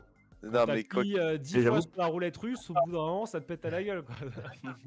Ah, j'avoue que c'était quand même une belle explosion de volcan, quoi. Toute la ville, Ouais, c'était pas mal. Ouais. les 2 armes derrière, le moché, le piqué dans la ville, quasiment tué. Mais quoi qu'il arrive, il y a 2 hussards qui arrivent et mon poche il repart. Enfin. Comment ça, les hussards qui arrivent? Bah, si jamais, enfin tu vois, même si jamais j'arrive à push quelque chose, il n'y a pas Ah. d'espoir de pouvoir débloquer une condition de victoire avec ça. Ah, dans 3 tours, j'ai les carolins. Oui, non mais je sais que de toutes les façons, il n'y a aucun espoir. Belle unité, le carolin. Belle Ah oui. unité. Ouais, c'est Puissance. dommage qu'on en ait pas vu quoi. Dommage. Ouais, on CC avant pour ça. Hein. On a une 16 bleue, donc bon. Voilà. Après, il y avait les hussards ailés qui faisaient la police. C'était vraiment la police suprême sur toute la map, je pense, les hussards ailés là. Non, Ouais. mais j'ai pas. En fait, j'ai mal anticipé le truc. Je pensais pas que ça allait arriver direct. Je pensais que j'avais encore 4-5 tours devant moi et en fait, non. Je pense que mes collègues pourront témoigner, mais en plus, ça arrive un peu late parce qu'il n'y a pas de thunes du côté des Freritos. Sinon, il y a des hussards qui arrivaient plus vite. Ouais, mais Ouais, en fait, je c'est sais la pas. Vega, Ouais, est-ce j'aurais. Du coup, je dois changer mon BO et je dois faire vraiment autre chose quoi pour défendre. Bah des unités quoi, ça suffit normalement pour défendre. Ouais, j'aurais dû faire plus de piqué. Et Je vous sais pas avez, si il y a c'est- eu l'explosion de volcan, mais ce que vous avez pas vu, c'est la plaine inondable, la crue qui tue le scout, ce qui doit faire le tunnel Putain. chez le Romain. Alors ça. Ça vous savez pas, mais Le tunnel, je suis rendu. ouais, le Ouais, tunnel Romain. dans la montagne qui va chez le Lequel, Romain, ça il a été tué. une plaine inondable. Donc Attends, là, on parle vraiment. de- c'est- on parle de quel tunnel chez le Romain? Dans les montagnes à droite là. Celui qui a pas parce que mon scout est mort. Oui. Vraiment à droite de l'Empire mongol, là, vraiment proche de la mer et tout? Ouais. Ouais, il y avait des scouts qui arrivaient là et il y a En une fait, crue mon- qui a décimé la Non, population. Mon scout, il est mort sur la Platco à Ami. Okay, guys, I think we're gonna finish here. I'm gonna send you to Malmstream, and I'm gonna still sit in the chat over there. But I think, well, it's still gonna be French, right, being talked over here, and I don't want to disturb them with their questions in English. So let's talk tomorrow. We're gonna have a game 1700 GMT from the CPL Premier, and we're gonna see how that is going. Have a great evening, everybody, and see you next time. Thank you so much for the follows, much appreciated for the subs, and of course your presence over here on the stream. Bye, bye, bye.